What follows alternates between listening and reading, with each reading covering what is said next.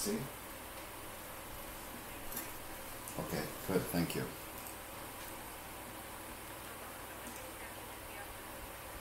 Well, that's okay. As long as we got the string going. Let's see here. Still there? Okay, let's see here.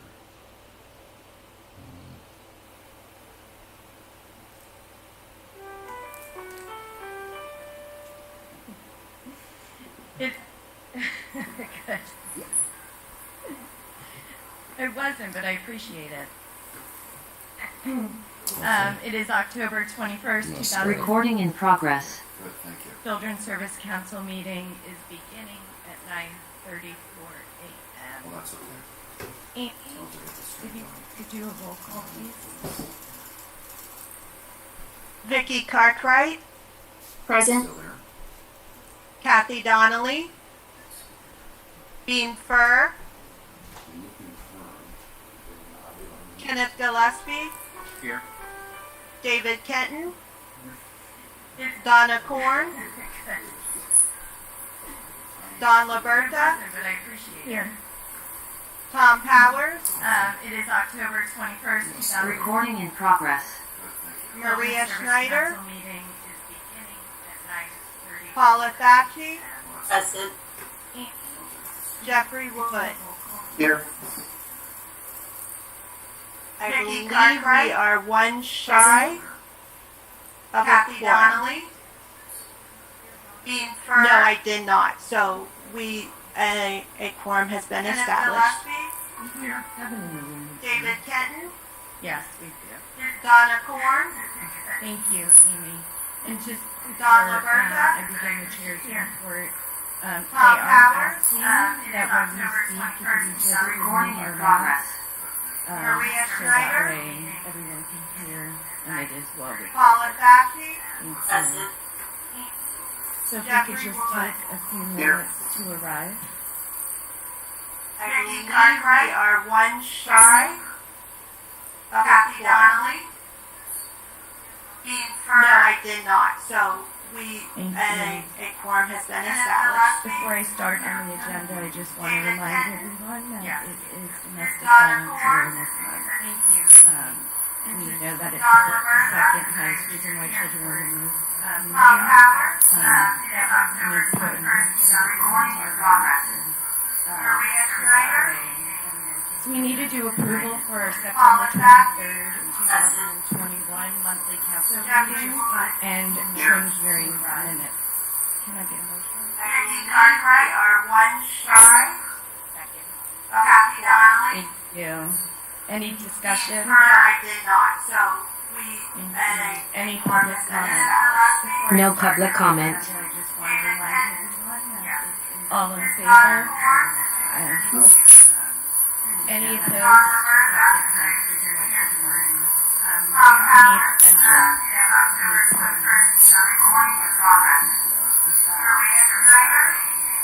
So next on the list is, we need a motion to approve the cancellation of our December 2021 meeting. Just saying, something new. Any discussion? Any public comment? No public comment. All in favor? All in favor? Any opposed? Any opposed? And no abstentions. In the packet, under tab 19, we need to do a motion to approve the 2022 schedule. Just so you guys are aware, if you haven't reviewed it yet, there's no July and December meetings traditionally canceled in the past. But also please note that the proposed No public comment. specifically for trim, could, depending on so can I get a motion? So moved.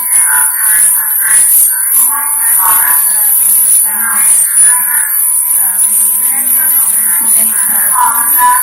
No public comment. All in favor? Any opposed? Any abstentions? Okay, next on our list is our president and CEO, Mr. Bell. Although I know that you're welcome so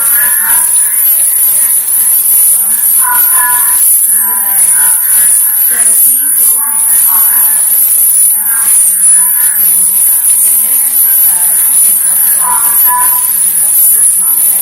and then we should get it. The executive committee will go over it on November 8th with the final recommendation on November 8th.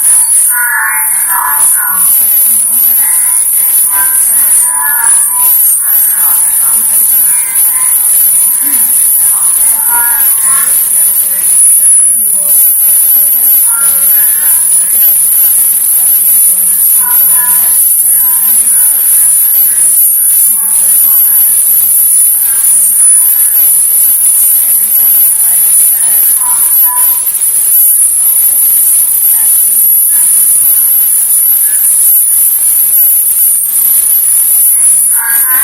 questions on that? Committee report. So we did meet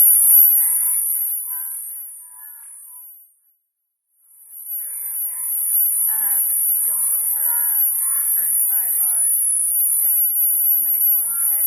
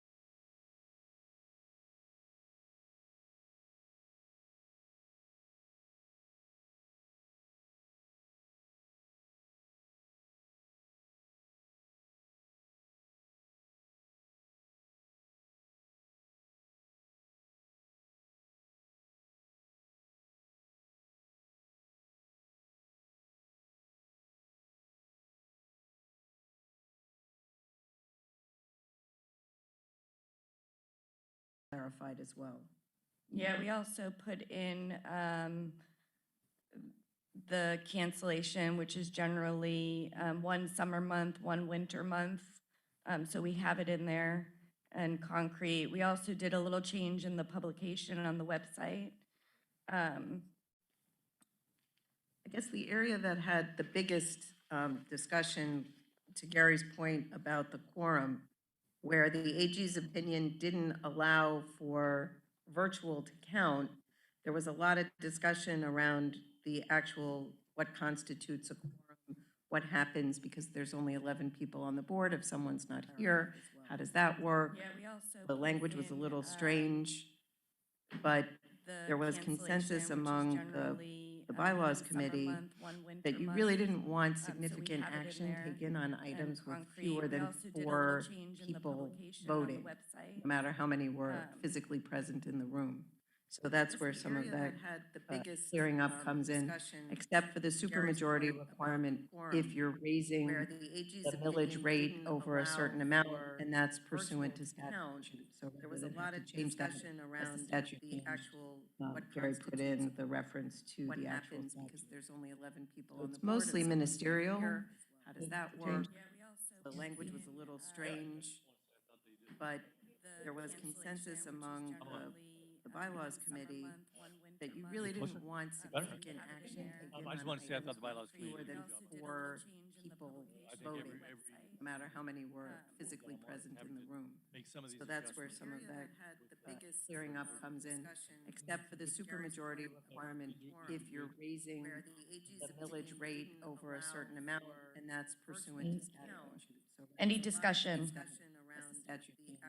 Any public comment? The reference to No public comment. there's only 11 people. All in Mostly favor? ministerial. Aye. That change. Any opposed? It was a little strange. Any There abstentions? was consensus among So moved. So I'm going to pass it on to our fearless leader, Cindy, for the good of the order. your fearless leader who can't tell you what she's been doing for the last year, because I don't know, it's all a miasma. I swear to you, I've been very busy all year. Yeah, I know.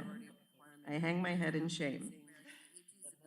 And, but hopefully it will be easy for you to fill out the forms and it won't be too much trouble that you only have a week to Any respond. public comment? So No the public first thing, comment.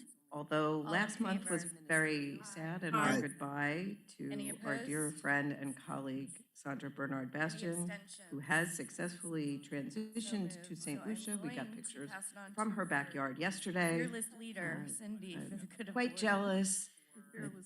As sad as that was and continues to be, as I said to the management team yesterday, she left a hole in our heart, but our hearts have gotten bigger with the addition of Sharetta Remeke.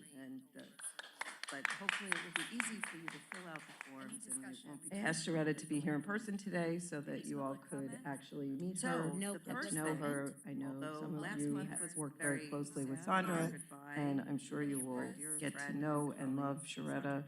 She's been here, this is day 4, but I know she's going to be great.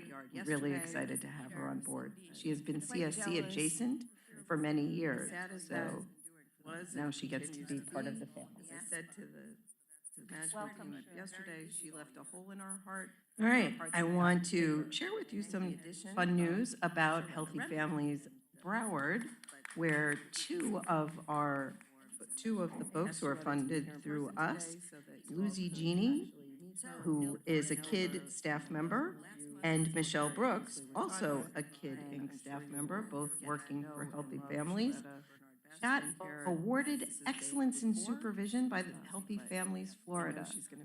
They were acknowledged for going above and beyond, really reaching out to make sure that their mothers and the families that they're serving feel special.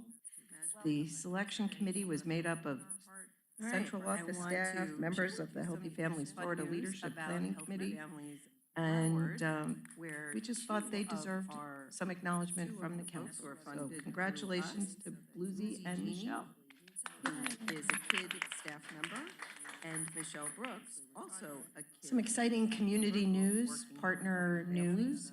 Broward Up, which is a huge partnership led by Broward College and includes the Florida CSC, the Alliance, the Urban League, the YMCA, the Boys and Girls Clubs, OIC, Handy, Hispanic Unity, PACE, Jack and Jill, the Flight Center, Broward Partnership for the Homeless and Nourishing Lives, and I'm sure that's just the beginning of the partnership.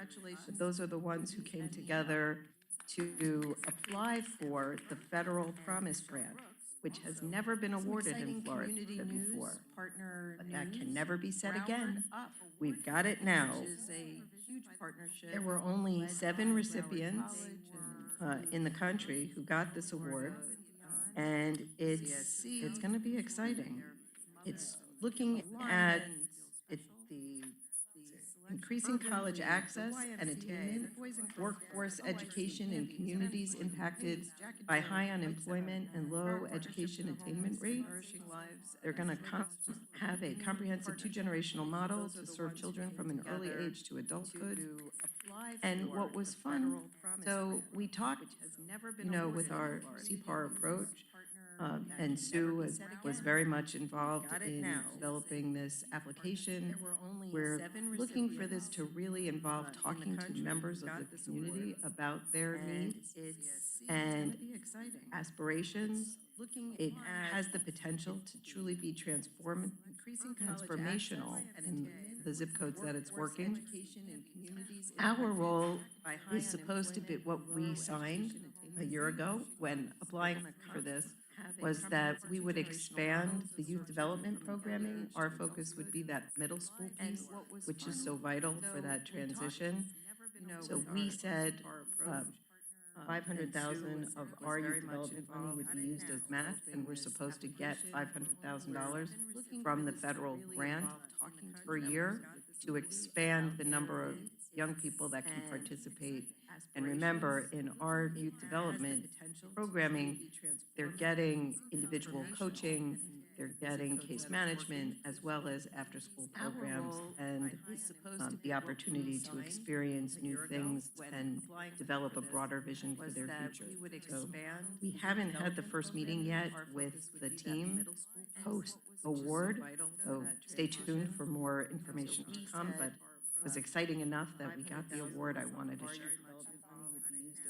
And we're supposed to get $500,000 from the federal. Michelle Higgs and Sue Gallagher served as subject matter experts for the 2021 Children's Movement Equity Report on equity initiatives throughout the state of Florida. The report shared initiatives from across the state of Florida, including maternal health outcomes for Black women, racial equity, and early learning and literacy. The implicit bias, local history workshop, and the thousands of people who have attended was highlighted. We haven't had the first meeting. I think this is one of the funny things as as I'm reflecting back, doing my self-eval in 20 years and all of that, it causes a lot of introspection.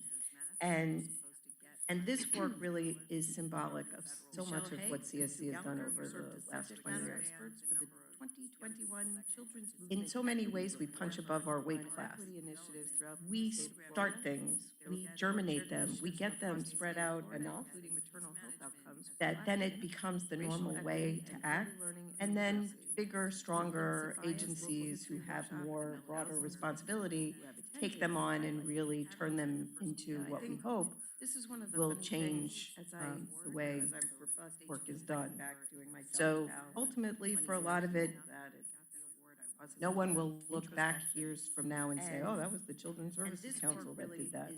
But I hope you all know from your seats here and all that you've heard along the way, the impact, the ripple effects that you have here and actually even nationwide. Some of the things that we're doing here are germinating all across the country. You'll hear a little bit about that from Sue later. You may have read it in the issue paper. But it's pretty exciting.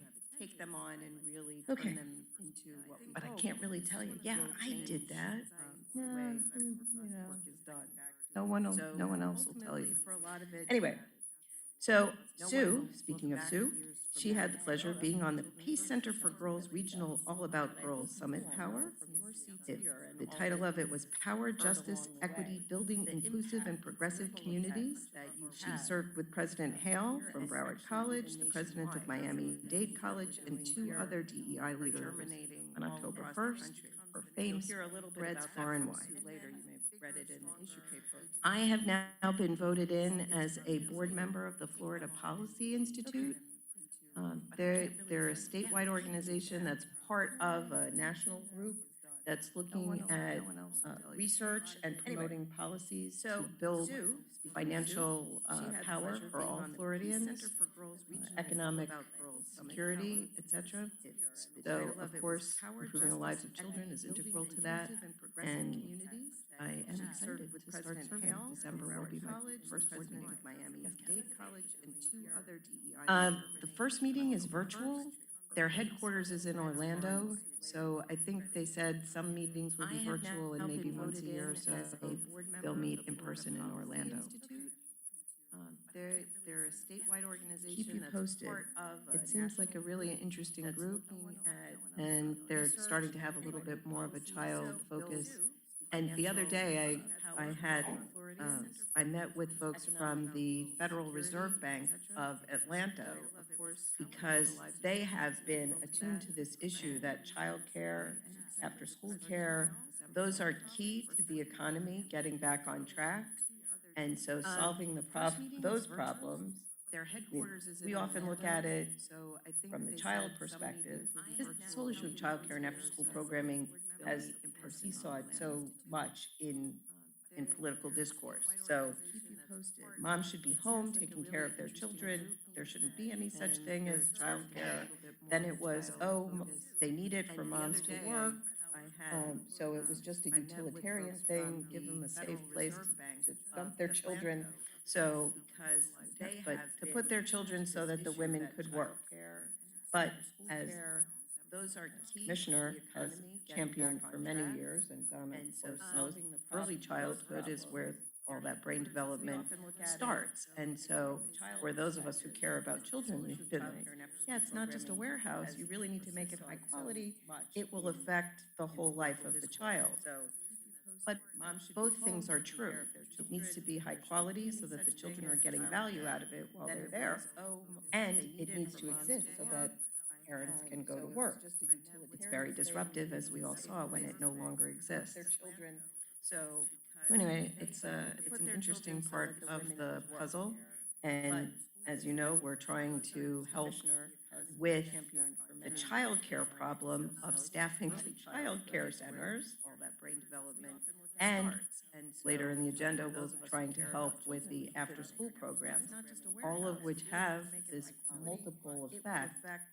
But from the beginning, just as we illustrate both sides of that coin, from the very beginning, the Children's Services Council philosophy on the after-school programs, where we do control a lot more than early childhood, has been you can't just have children in care for a couple of hours a day and just keep them safe. That's not enough. The focus has always been to make it supportive of their educational goals, enriching, fun, but also expose them to things that they might not otherwise be exposed to, as well as homework assistance, etc. Trying to increase the attachment to their school, increase their academic performance so that they'll want to go to school, and all of that. From the very beginning, the Children's Services Council philosophy on the after-school programs. I guess I'm really in a philosophical mood today. Sorry. Has been you can't just have children in and then celebrate Babies Week. We just speaking of infants, we just celebrated Babies Week, October, or in the midst of it. Yes, we're actually in the midst of it. October 18th through 22nd is Celebrate Babies Week to honor diverse babies and professionals who work with and on behalf of babies across disciplines. On October 20th, there was a statewide virtual event showcasing video clips of professionals from diverse fields and across the state who work with or on behalf of babies. And I taped a congratulations to the workforce that was and then also, I mean, I've been talking a lot lately. I guess that's why I'm waxing philosophic. I just did a little TV show with Patel Ruiz on the child tax credit. For those who haven't taken advantage of that yet, please do, because November 1st is the end of the line for claiming that for this year, unless and until the Build Back Better plan passes, and it's extended past this year. And also did a podcast for the YMCA. It seems a lot of the nonprofits now are looking to create vehicles where they might be able to monetize the passing on of information. So they need revenue wherever they can get it. Anyway, that concludes my good of the order. For those who haven't taken advantage of that yet, please do, because November 1st is the end of the line.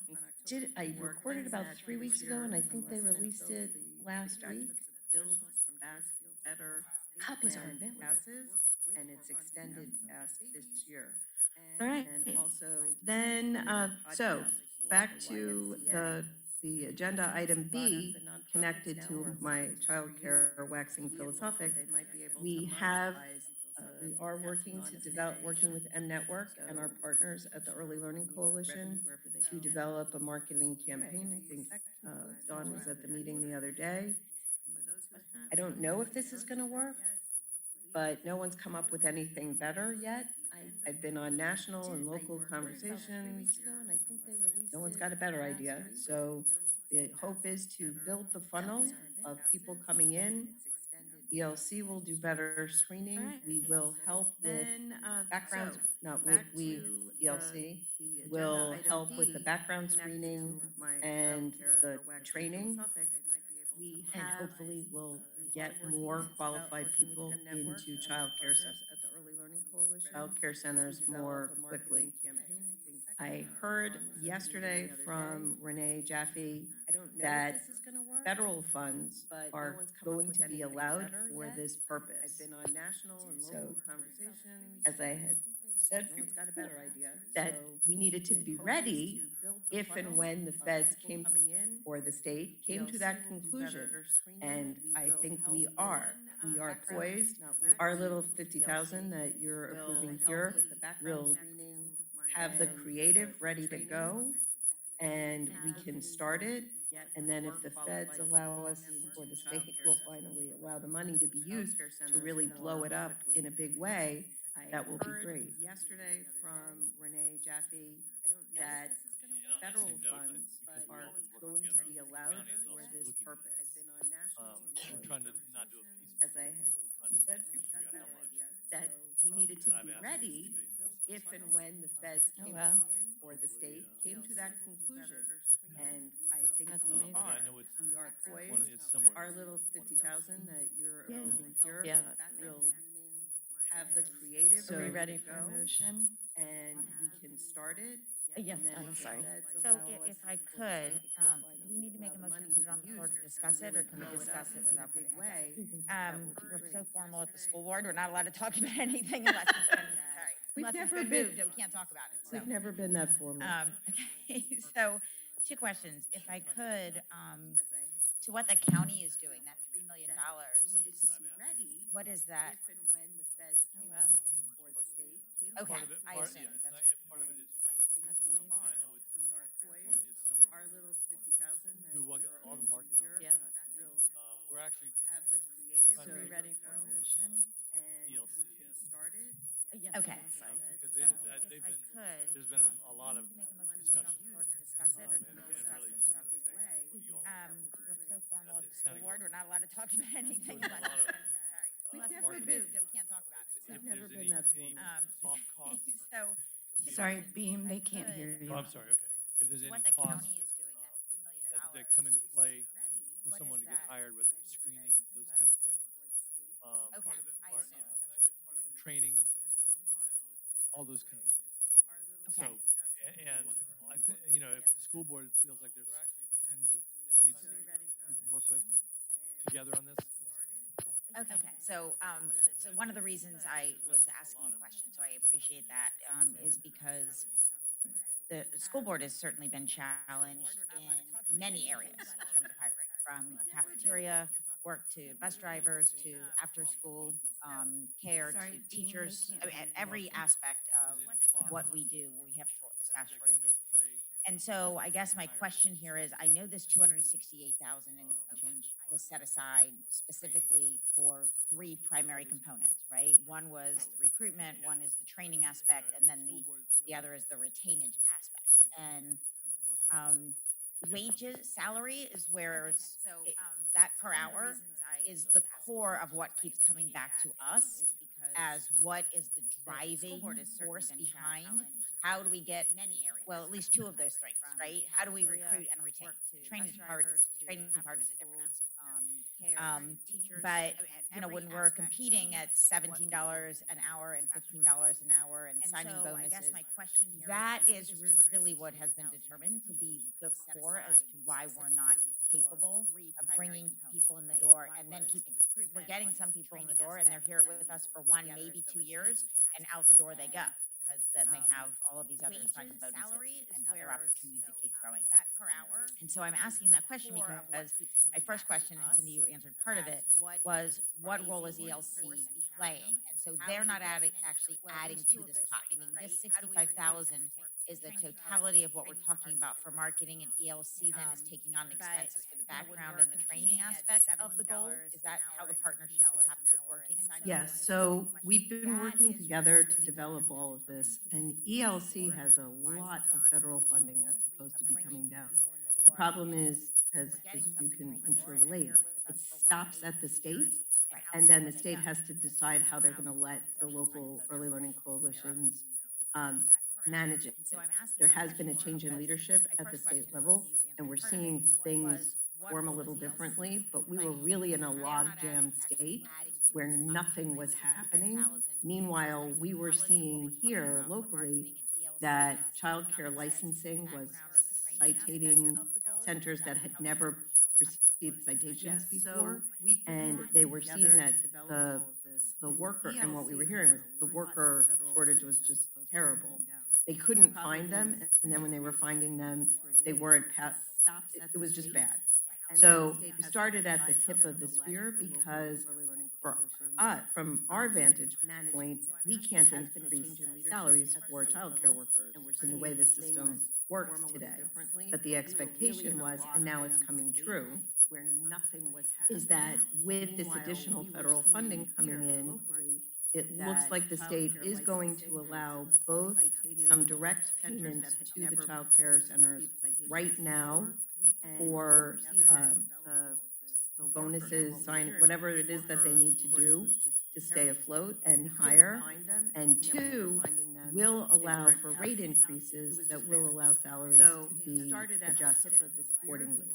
So what we were trying to do with this was get the ball rolling with getting more people in the door. ELC has been building out a website that the idea is this recruitment campaign will then send them to the ELC website where they can see some videos about what it really means to work in childcare, so that you don't have people coming and going, wait, I didn't understand the children were little. I didn't know we'd have to change a diaper. What are you talking about? So they would have some of that before they get matched with the child care center. And then we also are looking at providing incentives to get people to take the right training first. Because of the 40-hour training, they can take it in any order. And where we were really seeing deficiencies, what child care licensing pointed out, was that they didn't know how to do classroom discipline. They didn't understand how to manage a child who was having temper tantrum or whatever. And so classroom management and discipline were some of the trainings we wanted them to take first out of the 40-hour training and incentivize them to do so. ELC is fleshing all of that out and should be putting all of that, they're working on it and should have that in place so that as we increase the numbers coming through, all of that will be there. Okay, so that's extremely helpful, big picture, and I guess that was really where I was going with this, which was, what is the plan? There's a $268,000 pot of money that we set aside for this effort. And so $65,000 of it is off the table. And so That means there's $200,000 left. So if ELC is taking on the website building, the training aspect, helping to target where they should go, give these incentives, where does this other $200,000 fall out? And I asked that question because I know there's a later item where we're talking about salary increases. And to me, the retainage part of this has everything to do with salary. Extremely helpful. So, but it's certainly not a big enough pot of money to have any impact whatsoever. So I guess I'm asking that question because I'd like there to be some strategy to this rather than a well, let's put some money over here and then put some money here. And so it sounds like obviously there's been a very strong collective conversation. I would like to have a better understanding of the role that we, CSC, is playing in that.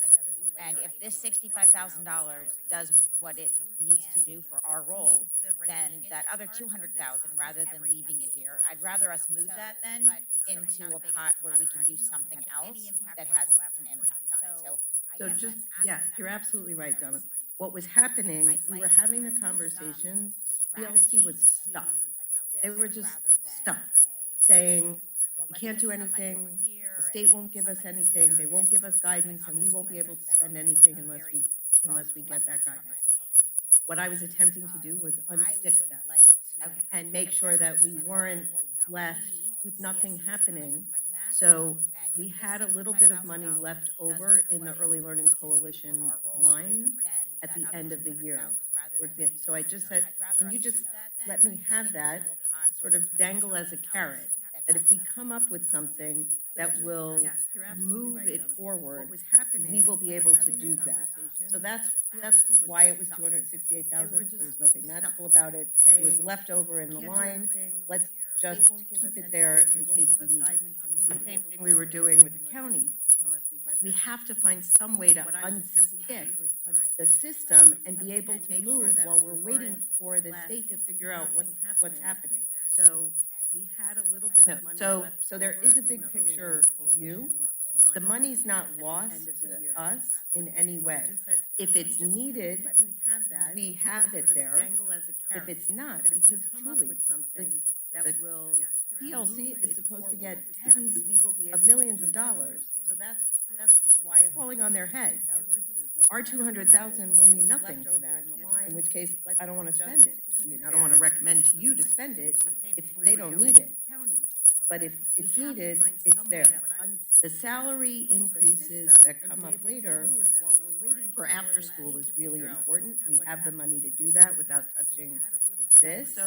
And we're looking at all of the salaries for all of the programs that we will probably bring you next month to make sure that we are retaining staff, because nobody can do anything without staff. Right. Beam and then Kathy. PLC is supposed to get tens of millions of dollars. So that's Knowing that why the it's other falling on their head. Our 200,000 will mean nothing that to there was that, a lot of in which case I don't want to spend it. I mean, I don't want to recommend to you to spend it if they don't need it. so, But if county it's has a lot of needed, money. it's there. The salary increases that come up and later if money comes down to for after school is really important. We have the money to do that without touching this.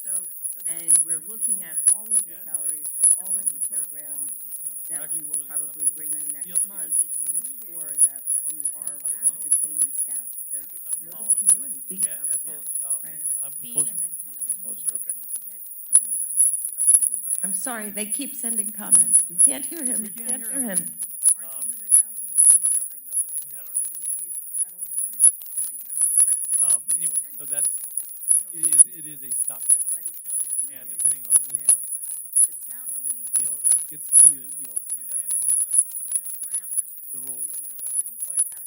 But we were hearing things that concerned us with regard to child licensing and ratios that were not where they should be, and things that said we got to move on this. That's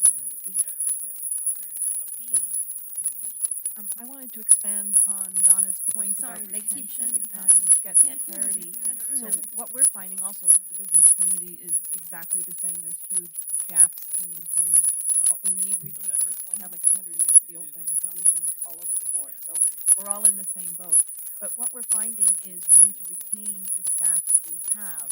So my question is the money, the whole pot of money, including the 3 million, is that usable to help train and retain the existing staff that we have? Because what we're finding is new people are coming in, we're training them, and the existing staff are going, hey, what about me?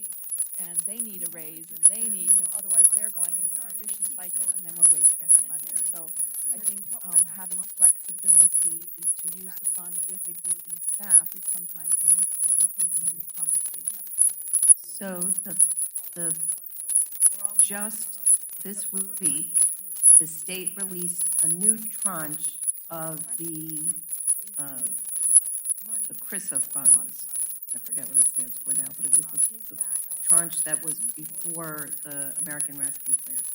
They were sitting on all of this.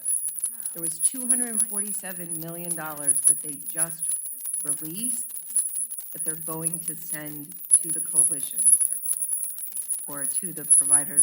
The mechanism isn't really important. The important part is the providers will be able to apply for money that could be up to $40,000 for them to use on staff retention and recruitment and whatever else they need in order to survive moving forward.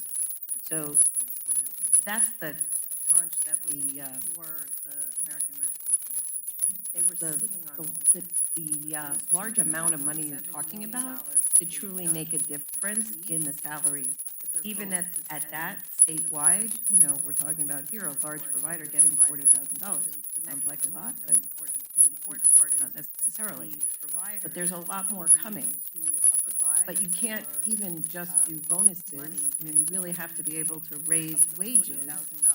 And that's where we hope they will allow us, as we've been trying to do, now I'm talking about we, the Early Learning Coalition, sorry, to raise the reimbursement rates for the child care centers, because they can't maintain an ongoing increase in salaries if they're not regularly getting a higher reimbursement rate. It's a battle we've been fighting for years. There's also, I think Dawn and I were talking about this yesterday, you know, child care doesn't generally, it's not true for every provider, it is a private business, but most of them don't provide benefits.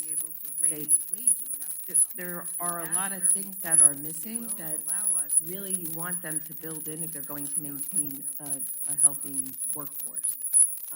So all of that is being looked at from a structural standpoint, and I would say, as your CEO, I do that more on the early, in my role for you on the Early Learning Coalition, because they have the money and the authority to work there.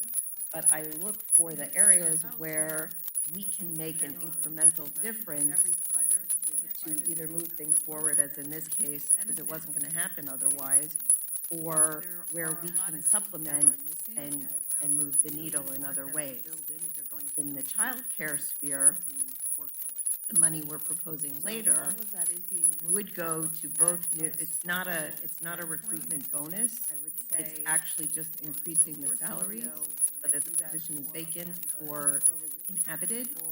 Those people would get a higher raise. We're sort of accelerating that move to the $15 an hour minimum wage so that it happens now, because they can't hire and they can't retain. And not to steal Maria's thunder, but right after we sent you all of this, we got an email from one of the providers, like begging, would you please consider, could we shift money because we can't keep our staff and we can't hire and we are dying and we've got to be able to do this or we can't serve the children, and then it just becomes a vicious cycle. Right? What do you know? You solved your problem on Thursday. Stay tuned and watch and see if the council approves it, because we knew what you were saying. You know, we already knew that. But it would go to both, and we will keep watching. But it is, everybody knows. Dr. Cartwright has a question. Good morning, and thank you so much. The question is, I want to make sure, because we're looking to address this concern as well for the District 1 programs. Has staff reached out and started having those conversations with you? I just want to make sure that we're coordinating all the way across the board. Board staff? Yes. We were aware that the school board was already, at least they had told us a few weeks ago that you were going to be putting an item forward to the board to vote on increasing those salaries to $15 an hour as well. I'm not sure where that stands today, but we were told it was going to be on the agenda. And so we did, you know, we don't want to cannibalize each other's efforts. have, but we need to staff stay in reached parity. out So and I started think we having just those may have gotten there conversations first, with but we are in you? I regular just want to make sure that communication we're with your folks. coordinating all the way I across the appreciate it. I board. just want to make sure, yes, we are in preparation for it to come forward at the next board meeting. That is my understanding, but I wanted to make sure that we are talking with one another and that what I was being advised was accurate. That you were gonna be putting an item Thank you. forward to the board Yes. to vote on increasing those salaries to $15 an hour as well. I'm not sure where that stands today, but we were told it was going to be on the agenda. And so we did, you know, we don't want to cannibalize each other's efforts, but we need to stay in parity. So I think we just may have gotten there first, but we are in regular communication. I appreciate it. I just want to make sure, yes, we are in preparation for it to come forward at the next board meeting. That is my understanding, but I wanted to make sure that we are talking with one another and that what I was being advised was accurate. That you were gonna be putting an item Thank you. forward But it would be great to the board to vote big on push increasing those salaries for to that. $15 an hour as well. I'm not sure Yes, where that stands today, but So it's interesting, Dean, that you say that because one of the challenges that we're having is having the instructors, the teachers, who are able to then teach those classes. We actually have quite a bit of demand at the schools where we have them. It requires, any teacher can't teach that course because they have to be able to get certified. So they have to, as a teacher, have to have certain certifications to be able to then teach those students because those students actually come out of the course with a certification. But to your point, we are actually looking to promote several of our courses that are coming out with the certifications because every year we are pushing more and more the certifications. But with this specific need, one of the things we're doing is talking about how do we focus in those areas where the need is greatest in our local community and making sure we have more and more of those students getting certifications and understanding what the job demand is as soon as you leave the school. A lot of times students say, oh, well, that looks interesting, but they have no idea what the demand is for it once they actually leave. And so it's making that connection with them. But thank you for bringing that up. And absolutely, that is something that we're focused on. And I would tell you, need to continue to push in our CTS. That's a good point, Donna, and I think that Cindy and I can have that conversation at our next ELC board meeting. If that is one of the only things holding that back, then that should be the easy fix, right?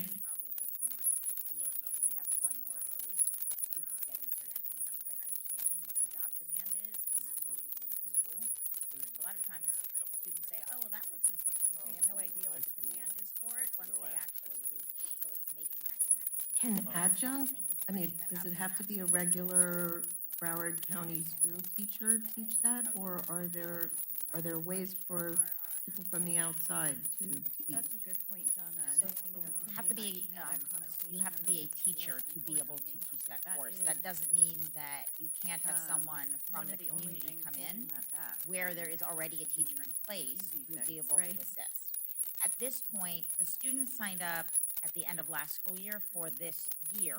They take the courses, but to Beam's point, you can do a course change if there were some additional availabilities of course offerings that weren't there before. Because the courses have in essence I been mean, does it have to be a but if regular we had demand, Broward we had County some school additional teacher teachers who teach were able to do or that. are there That would be ways something, for and we'd have to do that from school the by school. So outside? I can go back with Dr. Cartwright and talk to our CTAs department and see where are we seeing those numbers at the school level? Where is the demand from the students? Because it's kind of short order at this point. If there's not already a waiting list or there was a demand where we weren't able to put students in those courses to be able to fill up another class to be able to do that. But in some of our schools, the that specific course is very popular.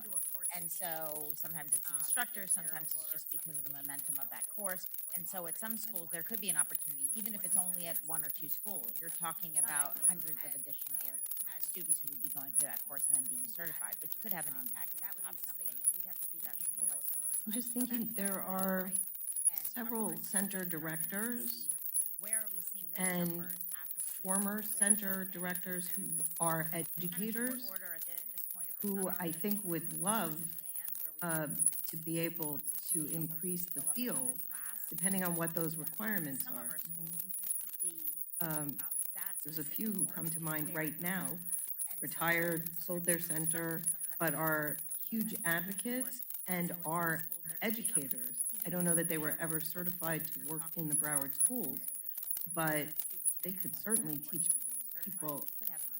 I mean, depending, if you could let me know what the qualifications are that they need, maybe we can find some, if not to do it immediately, that at least by the next school year, because this problem's not gonna go away anytime soon. Yeah, so through the chair, let me have, the gentleman who handles our CTAs, Dr. Cartwright, reach out, so there can be that conversation, as well as Dr. Wanza, who works with our individual schools.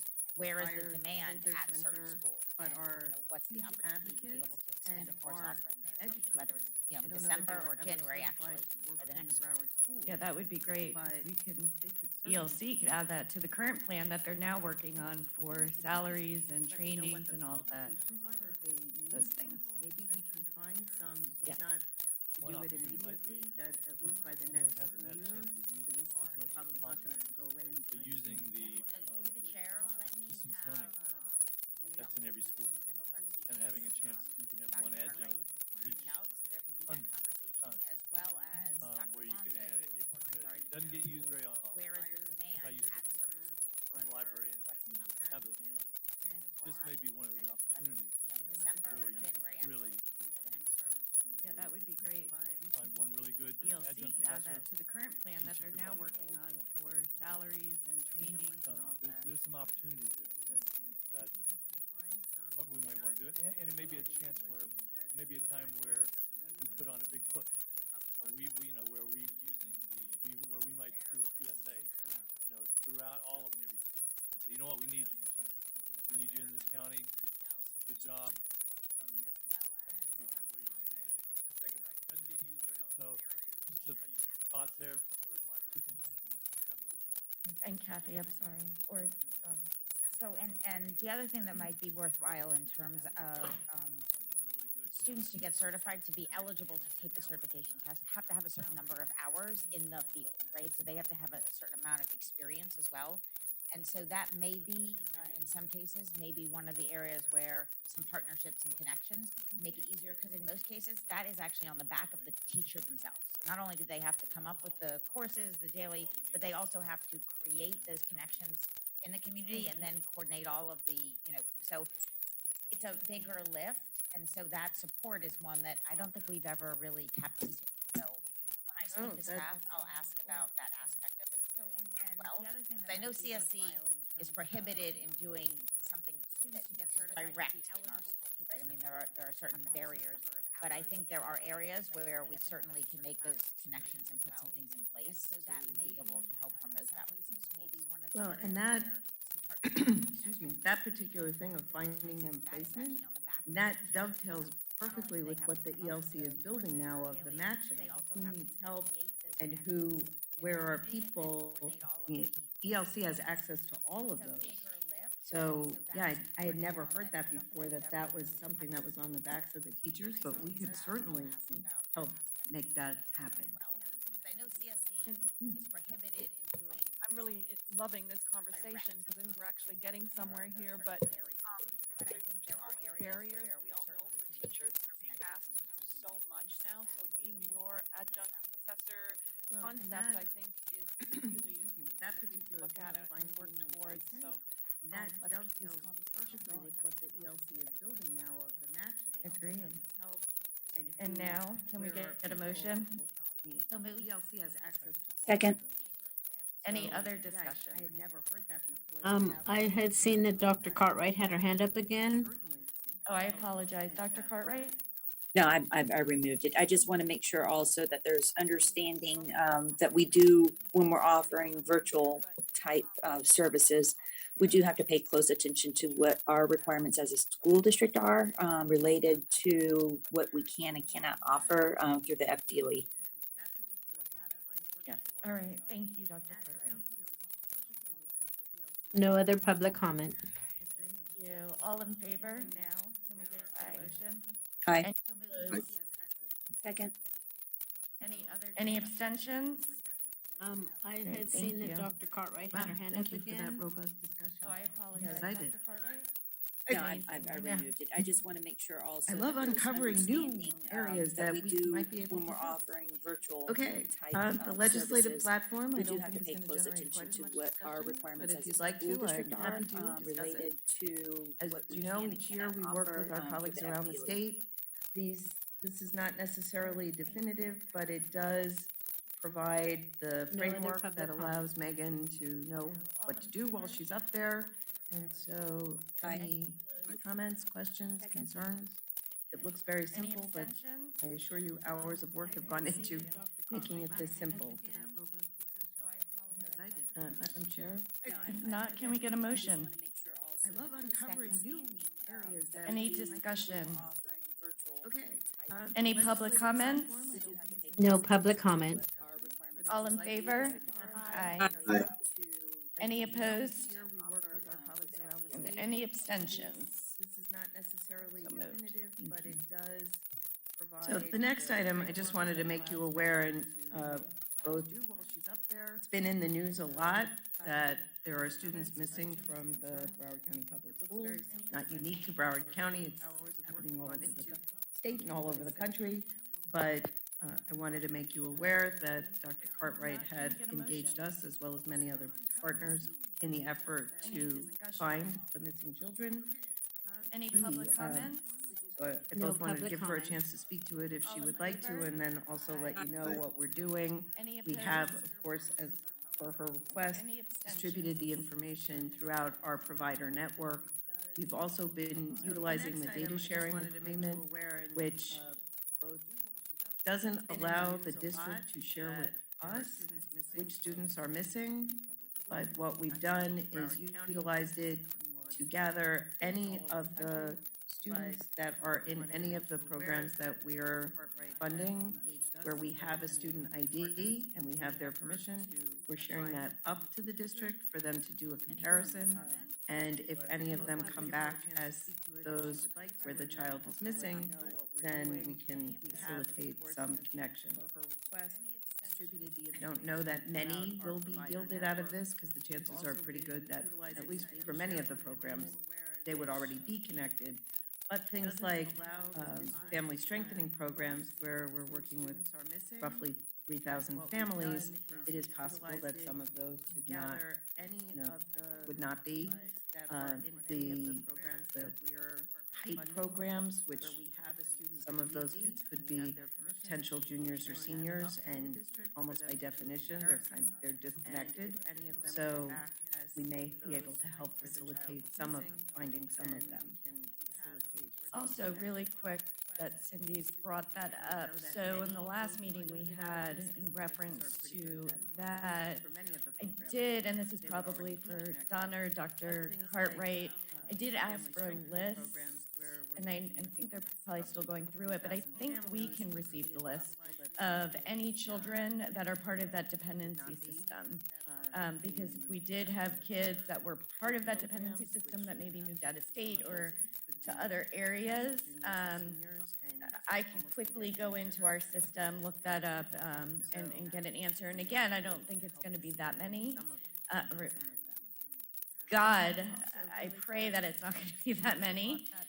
But I do think that, it's something that I could do rather quickly. So if it's a list I could get, that would be great. Donna or Dr. Cartwright? If I may, I did ask for who have you been working with here in Broward County Public Schools, so I can follow up on that for you? We can receive the list of any children that are part of that dependency. I will email you because I have my notes in my office and I have the calendar invitation on my phone. So I will get that information to you because I don't recall who was leading it. I appreciate that. Thank you very much. And answer. And again, I don't Ralph think it's gonna be that many. Yeah, I just want to make sure I'm following up on it and removing any potential barriers that may be there for you. But I do think that, thank you so much. Yes, Is it possible I may speak on this? yeah, that would be great. Do you know when, you asked? If I may, How long ago it was? who have you been working with here in Broward County Public Schools, so I can follow up on that for you? End of September, maybe? Beginning of October. I will email you because I have my notes. Dr. Cartwright Dr. has her hand Cartwright. up. And I have the Thank you very much. I just want to say to everybody, I greatly appreciate this effort. We continue to make sure you know, if it's one child that's still out there, that's one child that's too many. And so we're really trying to take a coordinated approach and trying to locate any potential child that's out there that should be in school. We know that oftentimes what happens is it's not only with our partners, but it could also be through venues for which, you know, there may be a community member who's noticing that there's a young individual hanging out at the neighborhood uh, gas station or convenience store, and is trying to get that word out that, hey, if you're noticing these kind of things, give us a call so we can follow up and try to locate this individual. Believe it or not, where a majority of our missing students are at the elementary school age, which is very interesting. I was thinking more it was going to be secondary, but that's not the case. It continues.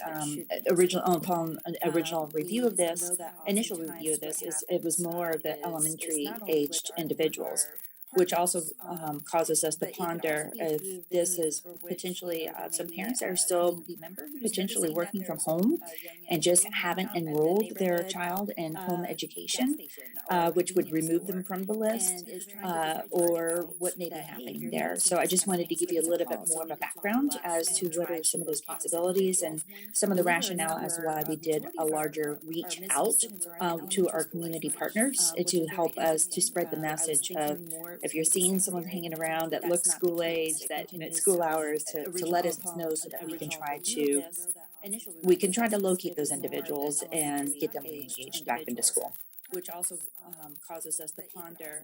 Thank you. This is potentially some parents that are still potentially working from home and just haven't enrolled their child in home education, which would remove them from the list, or what may be happening there. So I just wanted to give you a little bit more of a background as to what are some of those possibilities and some of the rationale as to why we did a larger reach out to our community partners to help us to spread the message of, if you're seeing someone hanging around that looks school age, that it's school hours, to let us know so that we can try to locate those individuals and get them re-engaged back into school. Please forgive me. Can someone repeat what he asked? Thank you. Yeah, go ahead, Donna, and yes.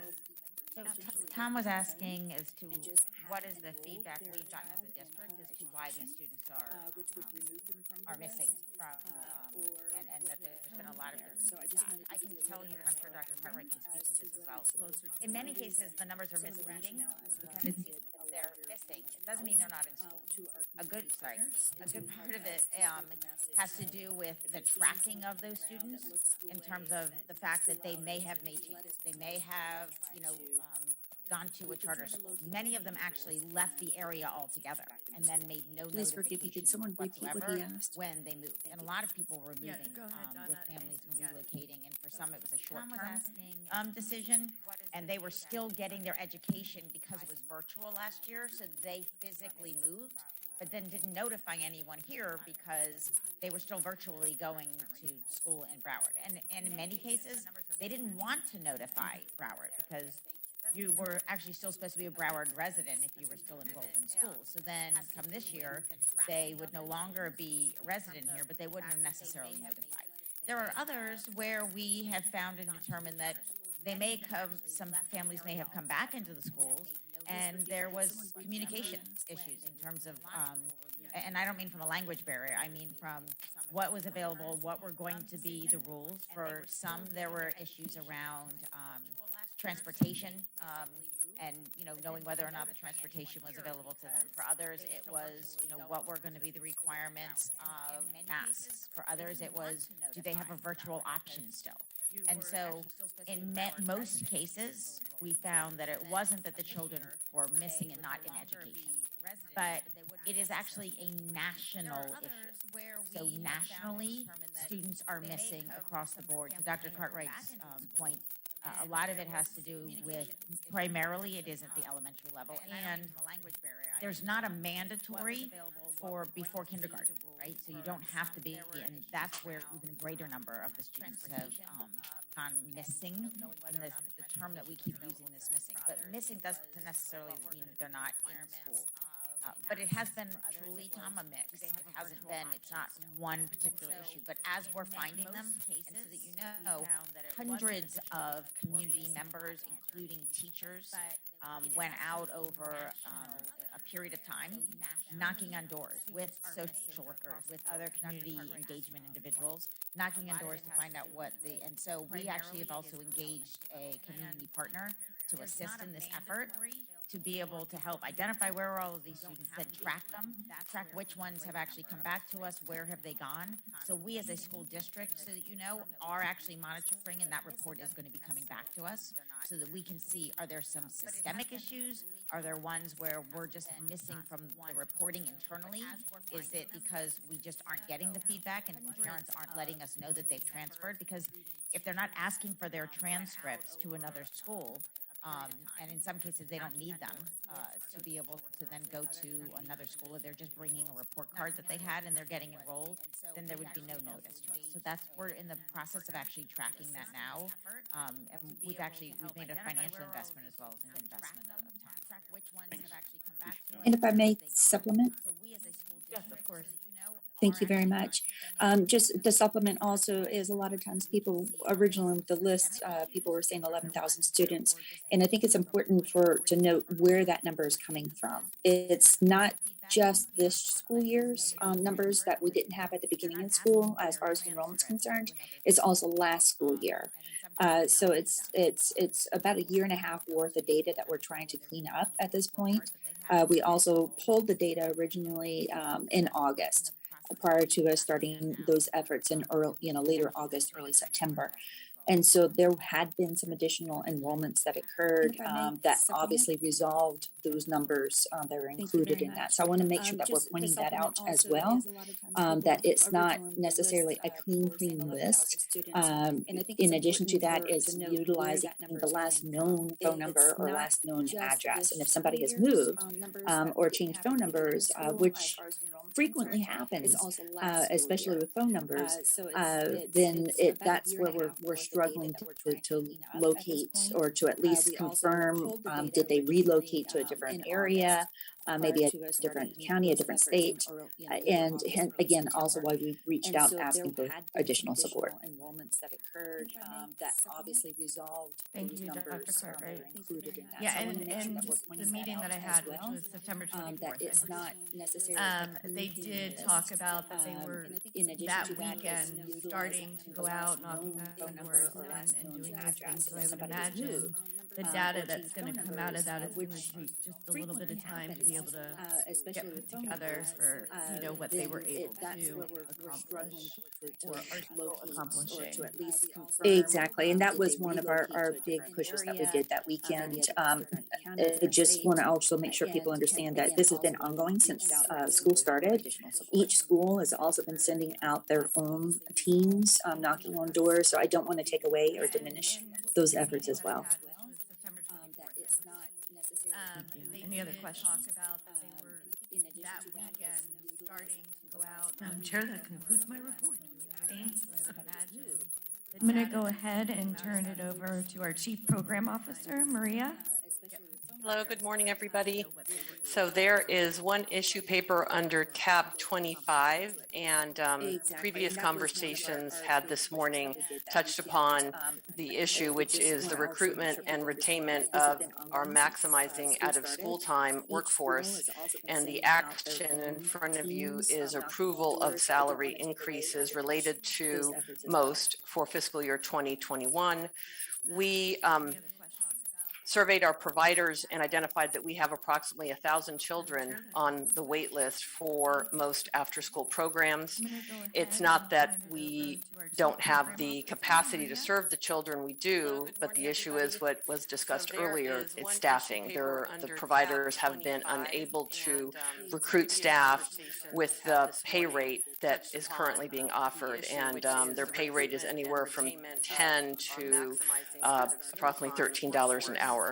So what staff is recommending is to approve an increase in the minimum hourly rate to $15 an hour for the most direct service staff, and that would be effective November 1st. And next month, we'll be bringing you additional information regarding our other programs for example, are positive youth development programs that serve middle school youth. So we'll have more data on challenges in those programs. Recruit staff Thank you, Maria. with the Donna? pay rate that Thank you. is currently being offered, So and obviously, I their was pay very rate is happy to see anywhere this from come forward. 10 Couple of to questions. How quickly approximately would this $13 an hour.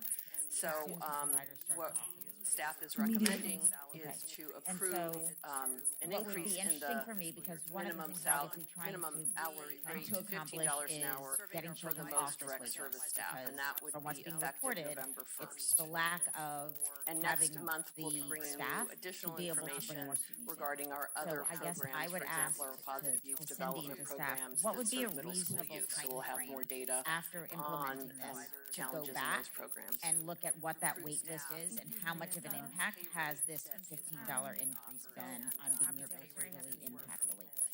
So I would say it would probably be January before you would really see the effect. We'll have indications of it before then. I mean, as soon as you pass this today, I'm assuming you're going to pass it because of the conversation, they can go ahead and start offering it. We'll be amending the contracts along the way, but they can do it right away. So but then they have to hire. So they'll have to advertise, they'll have to hire, they'll have to get the people on board and then sign the young people up. So we might see some movement by December, but I think you'll really see it come January, how many they were able to enroll. Okay, so if I could ask the chair, confirming this would bring everyone to $15, including all new hires, correct? This would Correct. not just be offered to new hires. Everyone currently, Correct. so the dollars we have here, The way we did this, and I have to commend Ileana Blanco and, Jessica Rincon, who went through every single most contract, looked at what we have in the budget in that contract for every single position, and anyone that was under $15 got moved to $15. So every staff person, no one will make less than $15 an hour. Some people were already above it. So if an existing staff person who was making 16 is not getting an increase here. We just brought the people lower up to 15. I can't tell you that people who are making 16, 17, $18 won't say, hey, what about me? But they will, but we had to start at the bottom of the barrel. so to that point, I guess what I'm asking is whether or not, so that was obviously a review of the contracts, fully staffing those contracts at a minimum of the $15. Correct. Do we know if all of our contracts fully staffed would then be able to pull everyone off of the wait list? Yes. Okay, so the So 1,000 looking based on at our the contract. capacity, so this started where we were getting notices of, we have wait lists, we have wait lists, we have wait lists, but also we have vacancies, we have vacancies. This should, not perfect, you never know, completely, 100%, but we do know they can't pull what we hear regularly is we can't pull people off the wait list because we don't have the staff to manage it. Okay, so I'm asking a question because I want to make sure there's not a step two, which is Correct. once we get to this $15 and everyone's fully staffed, they then say, well, we need to expand our contract because our contract doesn't allow us to serve enough students and enough children. That would then cover our wait list. Our contract doesn't prohibit them from serving more children. Okay. It never has. And it's not an exact science. There's an art to this. We look at, when the funding happens, we look at ratios of children to staff on a daily basis. So there's staff to be able to serve a certain number of children every day on that staffing pattern. We then discount for children will be absent certain days, staff will be absent certain days, and try to come up with a reasonable number. I will also tell you that when we say children are served, it means they have met a threshold of attendance. It never has. When we tell you 6,000 children or 5,000 children were served in an after-school program, it means that those 5,000 children received we've changed the marker a few times, but let's say 30 days of service within that semester before we count them as served. If they come 5 days, they got something, but I don't count them as served because we couldn't have changed their life, changed their trajectory in any way if they came 5 times or they came 1 time. So the numbers you see are how many actually came sufficiently to be able to be measured and counted as served. So I feel pretty confident that the 1,000 that are on the wait list will get in. Will all of them attend regularly? I don't know. Will they actually bring in 1,500? Because with the, no, we don't come every day, we don't, whatever, that's quite possible too. But it may only show up for you as 1,000, even if 1,500 were brought off the wait list because of that threshold that I use for counting. But we do know every single number, so we'll be able to slice it and dice it for you in many different ways.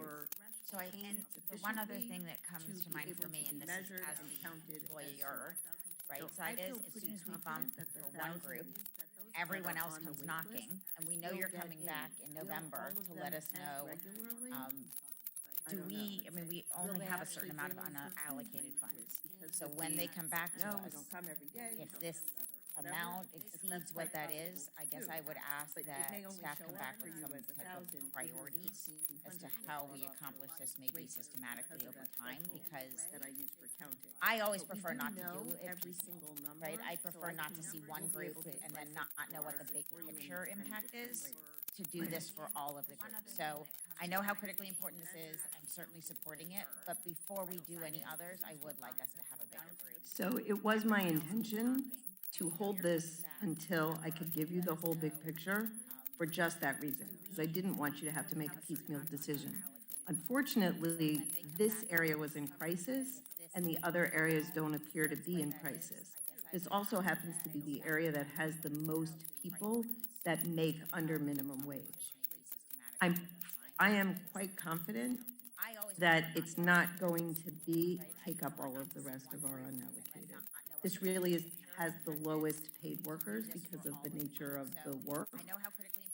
We may have to do something in some of the area, fairly confident, that among like our family strengthening programs where they have licensed clinicians who have been way underpaid. We have been ratcheting up their salaries because we saw the turnover prior to COVID. There was quite a bit of turnover, which is not good for the children or the families. You know, you develop an attachment and then your therapist is gone. That's not good. So we had been pushing the industry to raise rates.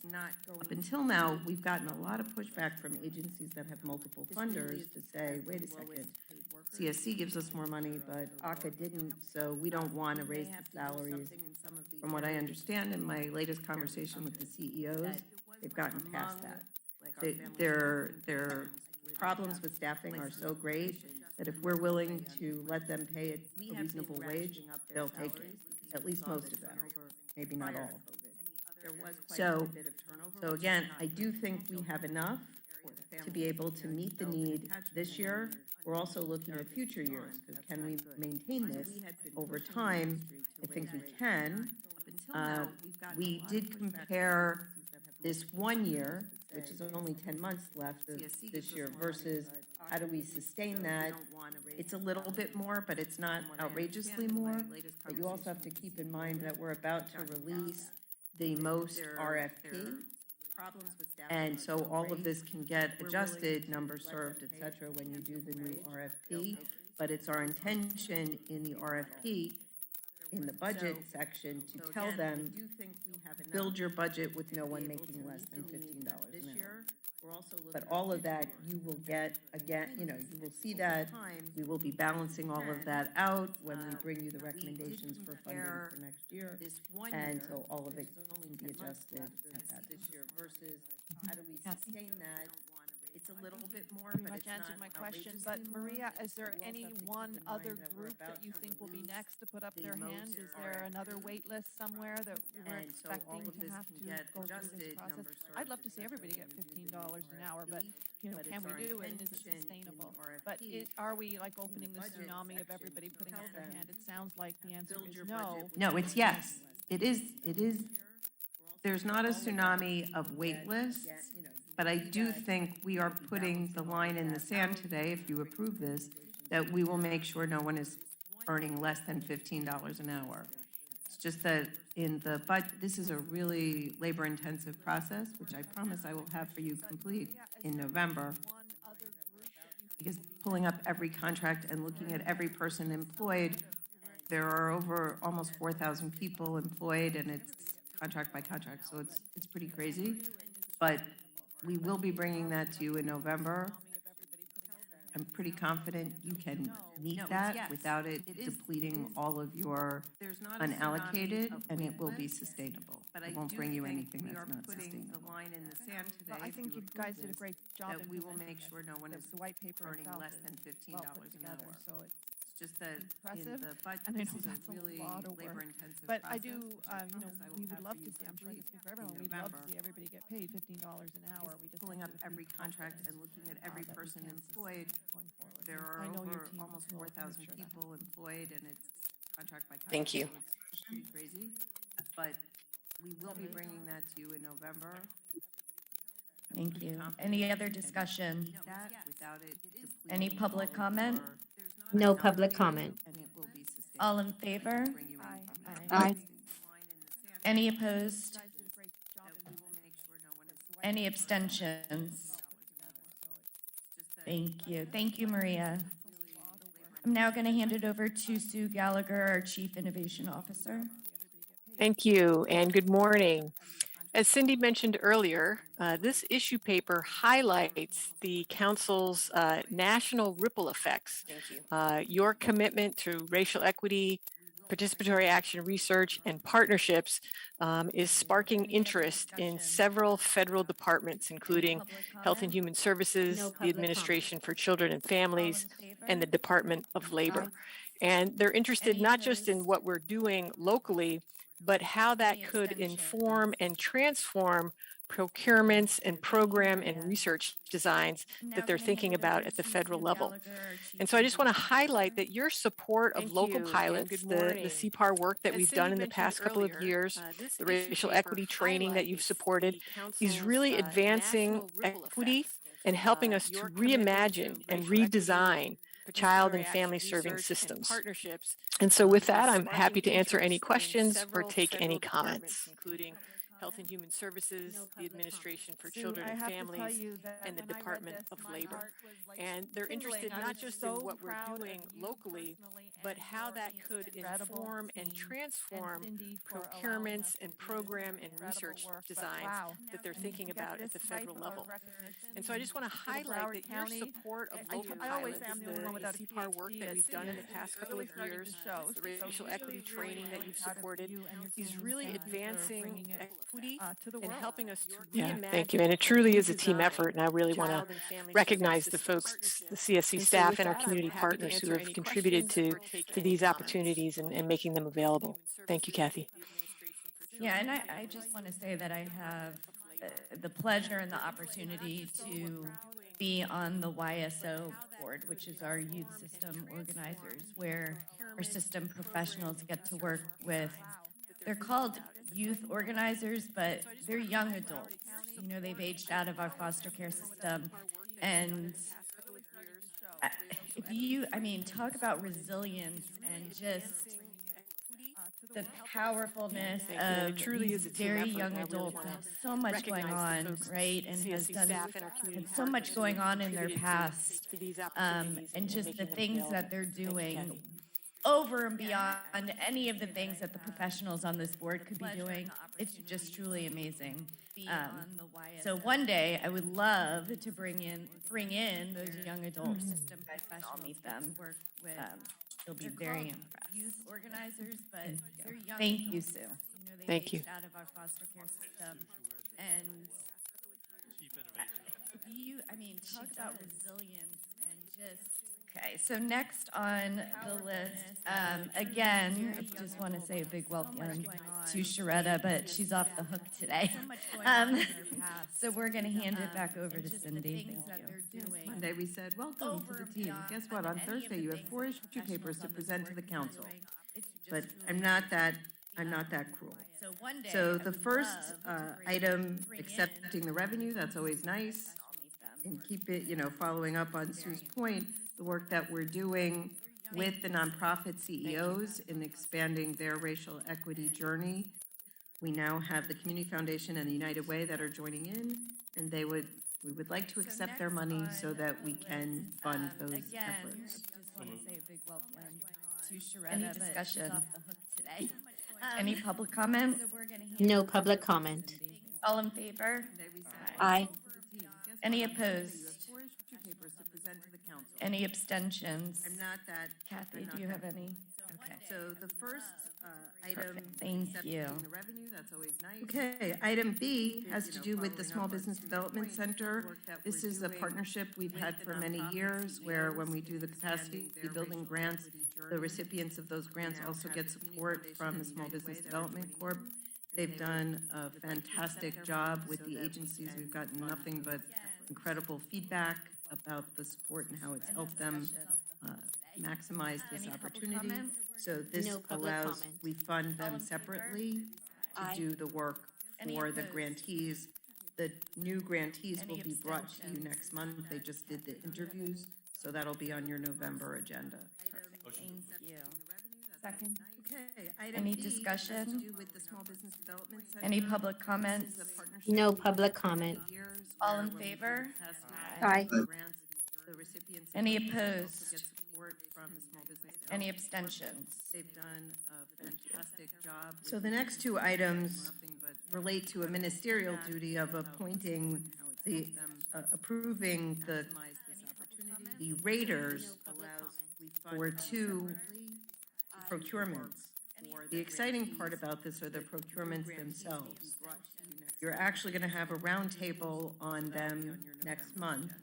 So it's a little funny that I'm bringing you the raters before I've actually explained all of the underlying RFQs to you. No public But comment. this is in furtherance of both the HEAL RFP that you already approved funding for last month.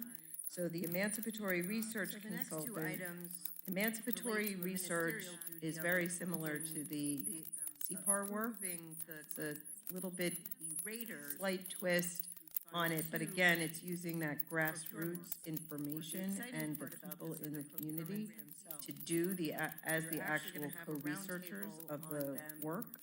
And it was recommended by Dr. Westall Latunji back away. The underlying RFQs to so this consultant actually manages the research project that trains people on how to do it, because of course no one is born with that knowledge, and then actually leads the co-research process. So we're looking for someone with experience in that to guide the work, and then the racial equity and social justice cadre. You have approved that in the past, that cadre. In the previous iteration, we got mostly consultants who were from the African American, Black culture. We've had requests for some Hispanic and Indigenous culture, people who were familiar with those, and so that's what we're looking to expand the breadth of that work. Is born with that knowledge, and then actually does Any discussion? the co-research process. Any public comment? Looking for someone No with public experience comment. in that. All in favor? And Aye. Aye.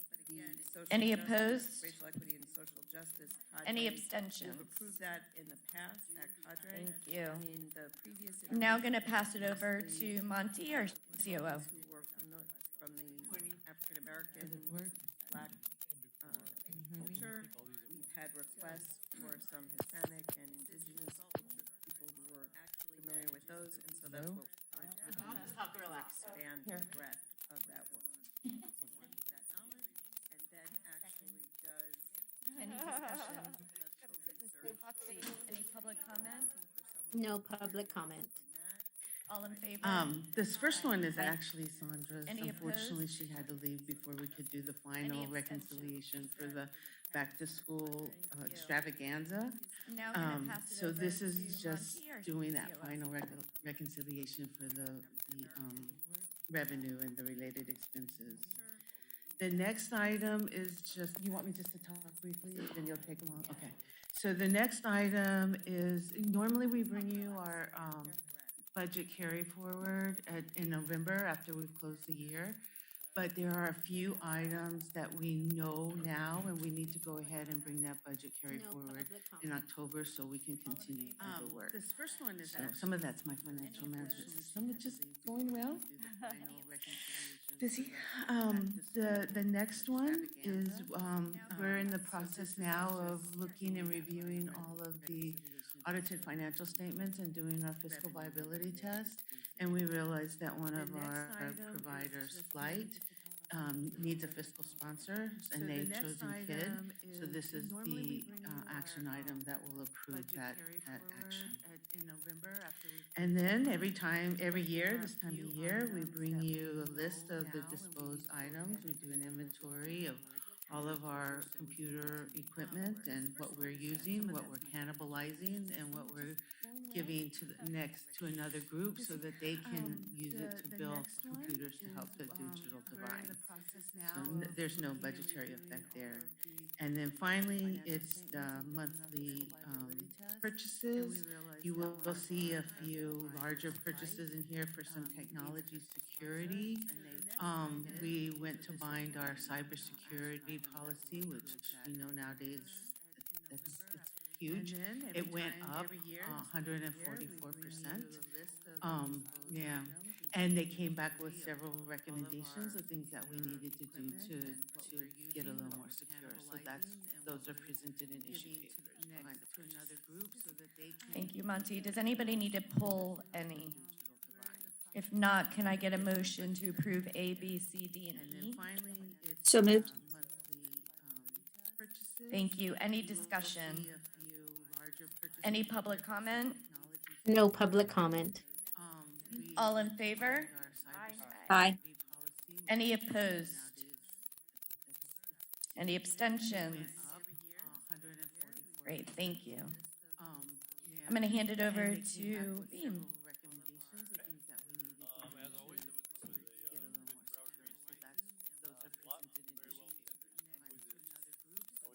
Thank you, Monty. Does anybody need to pull any? If not, can I get a motion to approve A, B, C, D, and E? So moved. Thank you. Any discussion? Any public comment? No public comment. All in favor? Aye. Any opposed? We heard from much of what we're talking about today. Any abstentions? From ELC, from Renee. Great, thank you. And what was needed to. I'm going to hand it over to informed a lot of what Beam. we did today, talking about salaries, needing to kind of do a stopgap measures. And then we heard from Kimberly White and Monty, does we county anybody just need did to a pull any? conference on children's literature. If not, can I get Very a well motion attended. to approve A, And B, the C, D? author for the Read for the So Record moved. was there, which was nice. Thank you. Any That's always- discussion? I don't know how Kimberly keeps these authors. Any public comment? No public comment. Do it, so it's great. All we- in favor? We keep getting the best Aye. authors on all this. Any opposed? I can't wait till these are back. Much of what we're talking about. Any abstentions? That when it's at the library and it's a big auditorium, it's needed to, those I'm gonna hand it conversations, over there's a lot to be said there. So I think we're all looking forward to that. And I think it was the main stuff. Anything you want to add on that? And then we heard from Kimberly. Good. That was the main county just did a Thank you, Beam. Any questions? Maria, I'm going to hand it back over to you. Thank you, Dawn. So next I have the funders forum minutes. These are draft minutes from the meeting this month and just some high level summary. We had a couple of agencies come and present to the funders on hopefully potential opportunities for funders to fund their programs. We had the Broward County Family Success Administration come. At August Funders Forum, there was a request from the funders to get an update on the challenges with accessing rental assistance. So we invited Ishmael and Natalie Beasley from Family Success to come, and they shared some of the challenges. And one of the challenges that's continuing is that the applications, when they are submitted, are often 53% have been declined due to an invalid application as a result of the families not submitting the correct documentation that's needed. And they were missing things like proving that their households were directly impacted by COVID, proof that they applied for jobs, and proof that they'd filed income taxes. So the request to funders was for us to reach out to our programs that work with families and to inquire as to whether they were submitting or considering submitting an application for rental assistance, and if they were, for our case managers to help those families prepare their application better. So we'll be doing that. There was also a conversation on capacity building specific to some challenges that the county identified in their last procurement, which was well-established organizations submitting applications that were not well written, and then coming to rating committee interviews not well prepared. So a number of funders agreed that they're seeing those challenges as well. And we were going to do some additional conversation among the funders to come up with some bullet points to provide feedback to the Nonprofit Alliance on those experiences. And then another issue that we were talking about is, this is similar to what was talked earlier in the meeting today, is salaries and the concern that within the specifically mental health, the counselor salaries may be low in some agencies. So we'll be getting together as funders and identifying what the range of salaries are in the mental health programs, and then having conversations regarding if there should be a minimum salary across our funded programs. In CSC, we do have minimum salaries across our funded programs for mental health workers, but it's not, I don't believe that that's consistent across all the funders. And those were the high-level parts of the funders forum meetings. And the concern that within the specifically mental health, the counselor salaries may be low in some agencies. So we'll be getting together as funders and identifying what the range of salaries are in the mental health programs, and then having conversations regarding if there should be a minimum salary across our funded programs. In CSC, we do have minimum salaries across our funded programs for mental health. So as far I don't believe that that's consistent. The family success staff did share with us, they went through the application process that is required, and if those families have a case manager that can work with them, then I think that that will make the process much easier for them. At this point, the Family Success Center staff have been very involved in helping to process applications. They shared that in June, I think they had 3,000 applications pending, and they've been able to bring that down to 500 applications, and they're still working to process those pending applications. Really, the challenge, Cassie, like you're identifying with the backup documentation that's needed, I think that the best way for that to be managed is if families do have someone that they're working with who can walk them through this application, that would be that would make a huge difference in them being able to submit the documents and quickly get processed and get assistance. Very involved in helping to process applications. They shared that in June, I think they had 3,000 applications pending, and they've been able to bring that down to 500 applications, and they're still working to process those pending applications. Really, the challenge, Cassie. Yes, no, I agree. That to me is, I agree with you 100%. That's the challenge, is some families, even though if you go through the portal, it's a long process, but just understanding how to get through it can be challenging for some folks, and then being able to pull the documents they need to qualify is also a challenge. So, and we are within our network of providers reaching out to them and asking them to touch base with their families to find out, are they waiting for an application? And if they are, our providers will step in and begin to help them gather whatever information they need to successfully submit that application. Thank you, Yes, no, Maria. I Any agree. That to other me is, I agree with you 100%. That's the challenge, is some families, even though if you go through the portal, it's a long process, but just understanding how to get through it can be challenging for some folks, and then being able to pull the documents they need to qualify is also a challenge. So, and we are within our network of providers reaching out to them and asking them to touch base with their families to find out, are they waiting for an application? And if they are, our providers will step in and begin to help them gather whatever information they need to successfully submit that application. Thank you, Maria. I Any agree. other That to me is, I agree with you 100%. That's the challenge, is some families, even though if you go through the portal, it's a long process, but just understanding how to get through it can be challenging for some folks. Thank and then you. being able Yeah, to I mean, pull we're doing a documents lot of they need to referring over there qualify right is now. also I a mean, challenge. So, yeah, I think every call we're receiving is providers reaching out to them and housing. asking them to touch base with their families to Thank find you, out, Maria. Any public comments? our providers will step in and begin to help them No public comments. information they need to successfully Thank you. submit I'm going to go ahead and hand it over to our council members roundtable. Well, there's quite a few people in there, so whoever wants to take it away.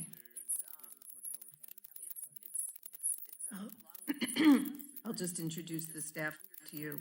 So we told you a little bit last month about the Youth Summit. They're going to tell you the history, so I won't get into that.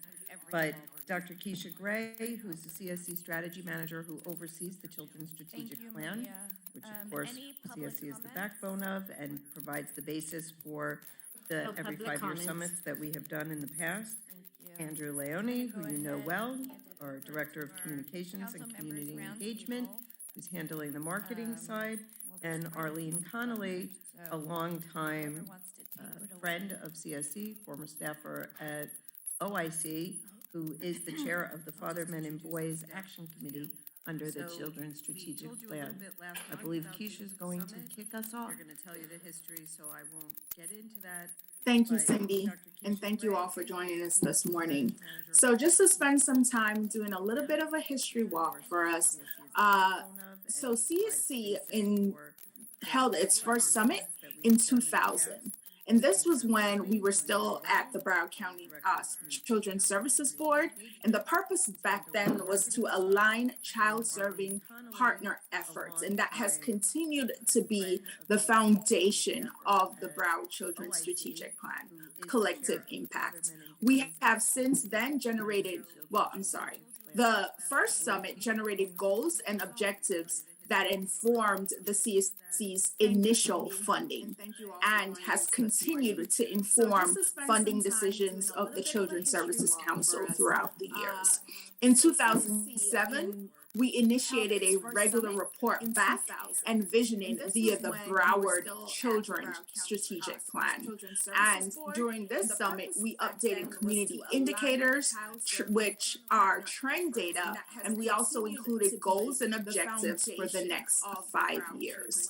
At the 2012 and 2017 summit, we began integrating results-based accountability, which has served as the framework for our collective impact approach since then. As we've moved into planning the 2021 to 22 Youth Summit, we thought, after working with our chairs, that its natural progression would be to leverage some of the racial equity commitment that not only is present at CSC, but throughout our community, to utilize many of the partnerships that we have to deepen our connection and reach into the community to engage youth and community members through a youth summit series. And we've also added the ability to attend the summit series of events virtually and in person to mitigate COVID-19 risks in our community. The Brown Children's Strategic Plan has grown over the years. Since our last summit, we have added 3 new committees. We have added the Fathers, Men, and Boys Action Committee. We've also added the Girls Coordinating Council and the Caribbean and Central American Family Support Committee. I would be remiss of me if I did not also mention the Children of Immigrant Families Committee that receives backbone support from the Hispanic Unity Organization. And so, as we think about how the Brown Children's Strategic Plan has continued to spark community change in our community, we have continued to provide guide, vision, and strategy in our community. We've provided dedicated staff to support the work. We've helped our community to establish shared measurement practices. Results-based accountability training is offered biannually to the community, and any child serving agency can attend that for free. Through the efforts of Megan and previous government affairs managers, we've continued to build public will through many of our efforts to advance policy in our community and also build community awareness through the work from the Payode Department as well as our partners on the Broward Children's Strategic Plan. We've supported aligned activities. Earlier you heard us talk about the back to school extravaganza, and we've also been able to mobilize funding. Today we spent a lot of time mobilizing funding to respond to needs in our community that will ultimately improve the services that our children and families have access to in the community.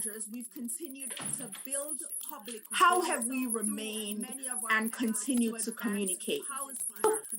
Communication in any collective impact initiative is key to the initiative's success. We've maintained regular community committee meetings.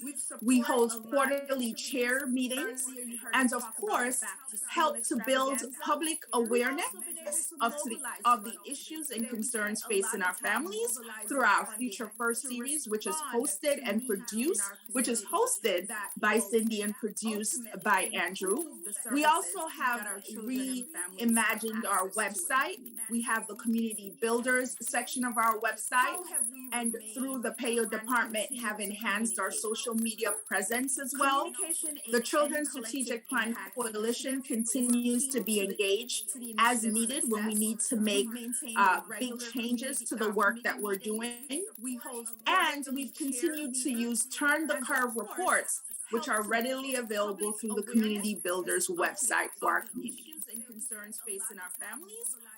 Igniting authentic youth and community engagement has been at the center of the Broward Children's Strategic Plan. With the launch of the Girls Coordinating Council back in 2017, we began exploring creating youth voice subcommittees in committees, and the Girls Coordinating Council has successfully done that. They've also successfully participated in not one, but 2 Future First episodes, which were very successful, and they're played several times on air and has really helped us to raise awareness around providing gender responsive programming in our community.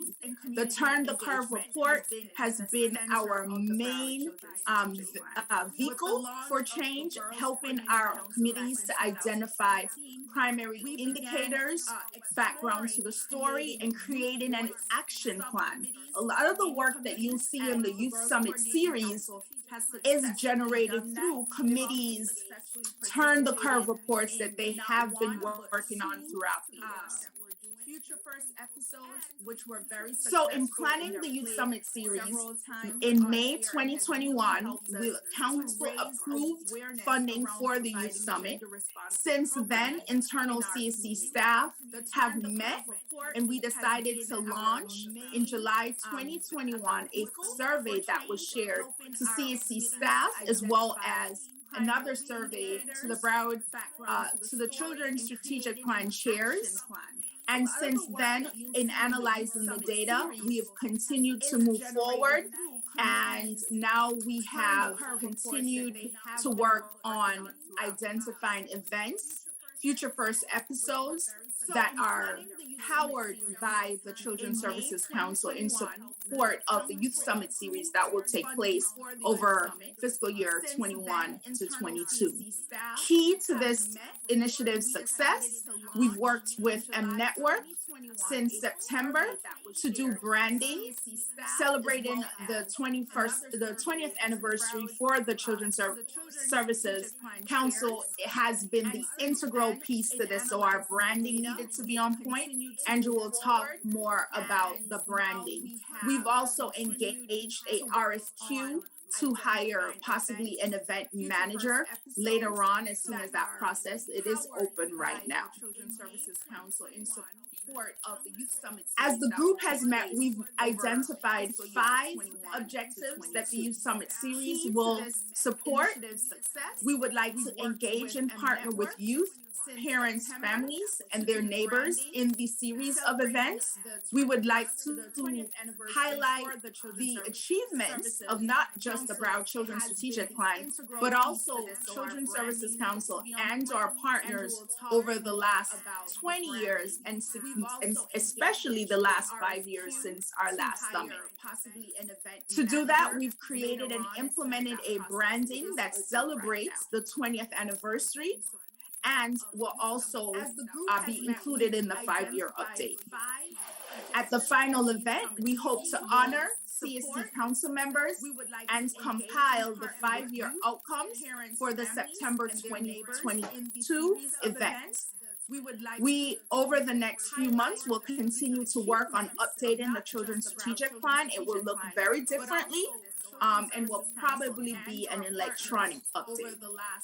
20 years and especially I'd like to at this moment recognize the organizing committee members. We have several CSC staff that are a part of the committee. We also have several chairs who volunteered to be a part of the planning committee. Our friends at the M Network have spearheaded our branding of this. And as I mentioned before, the RFQ is on the street currently for an event manager to support the hybrid offering of all the events for the Children's Strategic Plan Youth Summit series. What will the series look like?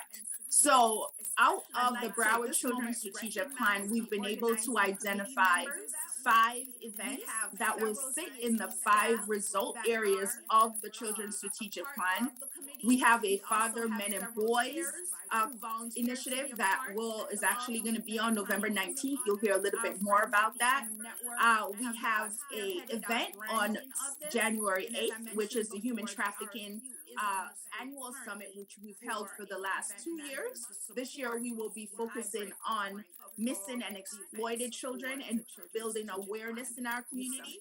And of course, our Broward Aware event. What will the series look like? For our future first Youth Summit series, Cindy will be co-hosting that series with a parent or youth whenever possible.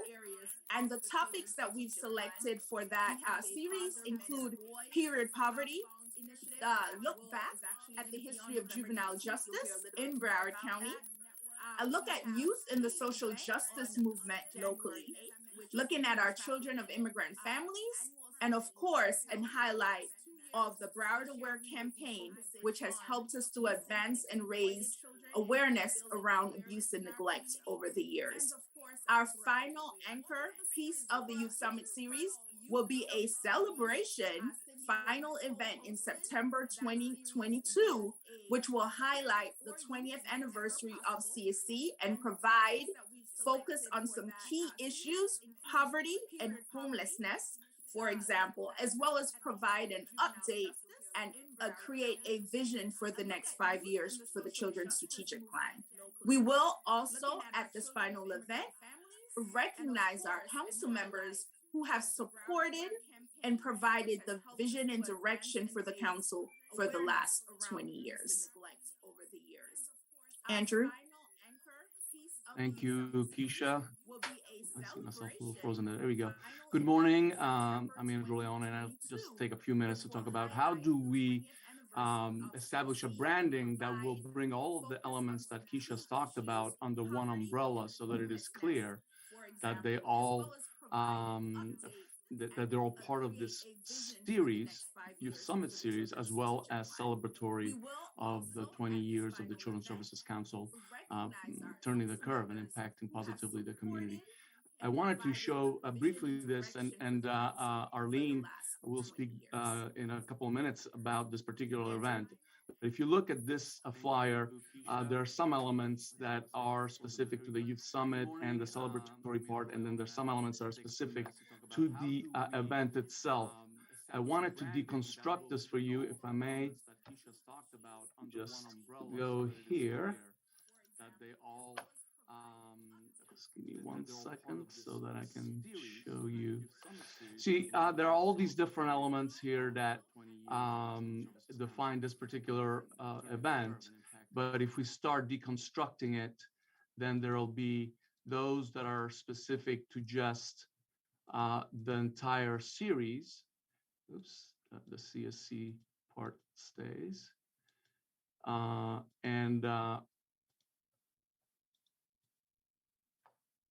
And those that are only for the one particular event. So for example, the subsequent events will have a different color scheme, we'll have different sponsors, we'll have different contact information, different location where this will be happening. And but the basic elements, oops, sorry. It's hard to multitask here. Get back to it, there we go. Current slide. There we go. So the basic elements will remain the same. The important thing is that we channel all of the registrations, all the information related to these events in one place. And so we have created a web page on our website, cscbroward.org/Youth Summit, where as soon as this meeting is over, where you have approved funding for the event manager who will be managing the Eventbrite component, the registration component, we will be going live to start getting the registration out, and all of the members of the different committees and of the different agencies that are working on this will be able to start recruiting participants.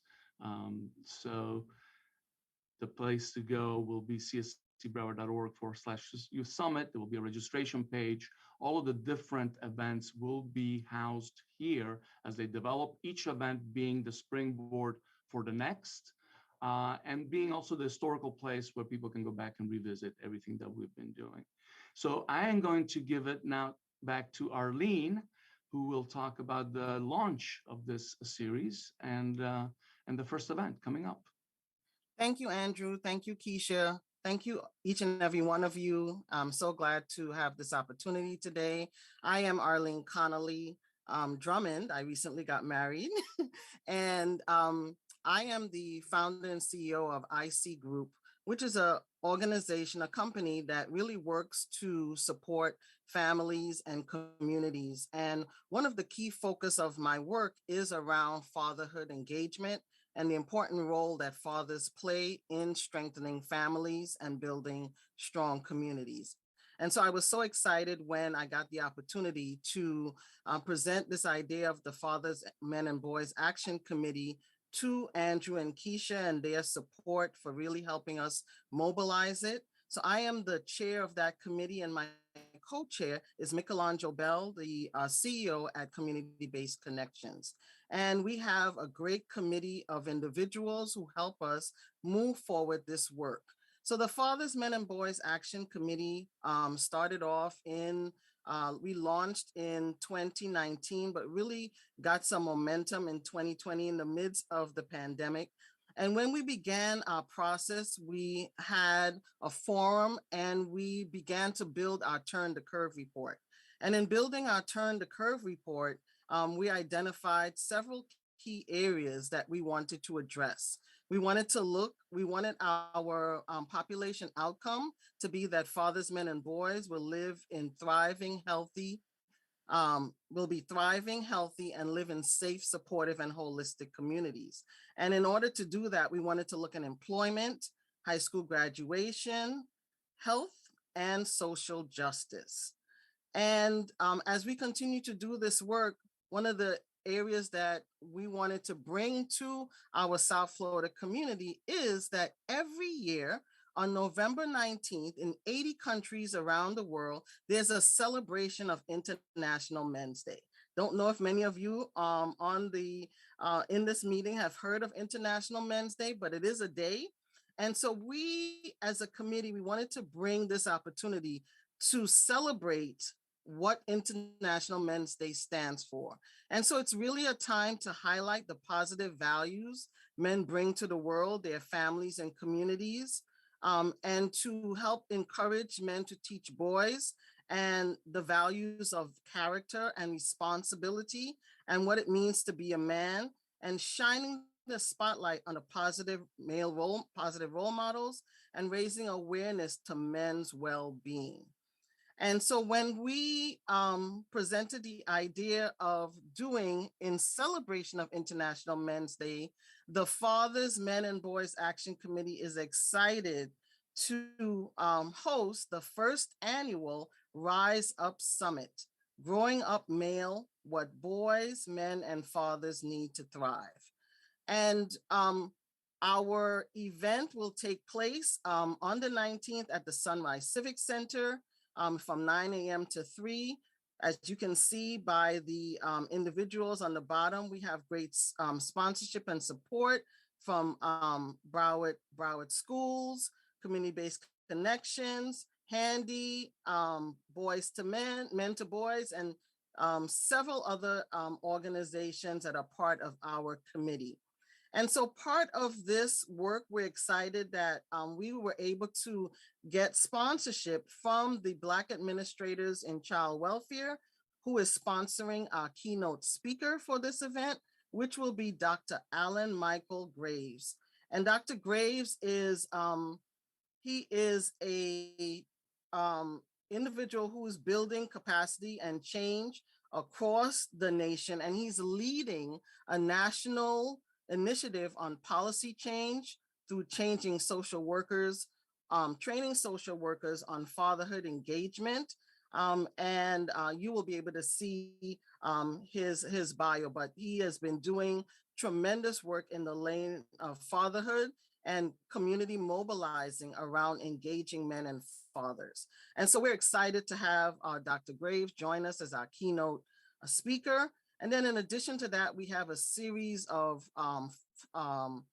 forums. One of our forum element will be really hearing from fathers, men, and boys about their lived experience and what are some of their needs, and then have a panel discussion from some very distinguished community members to talk about the circle of manhood and what does positive male development look like.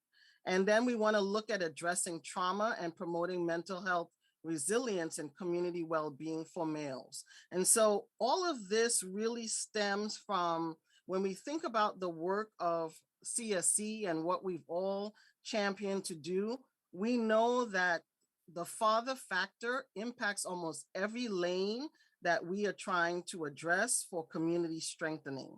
And so when we're able to support positive male development from boys to strengthening our men, and then who ultimately will become fathers, we're really beginning to help further insulate the community and create a safe place for our children to learn, grow, and thrive. So I'm excited about this event.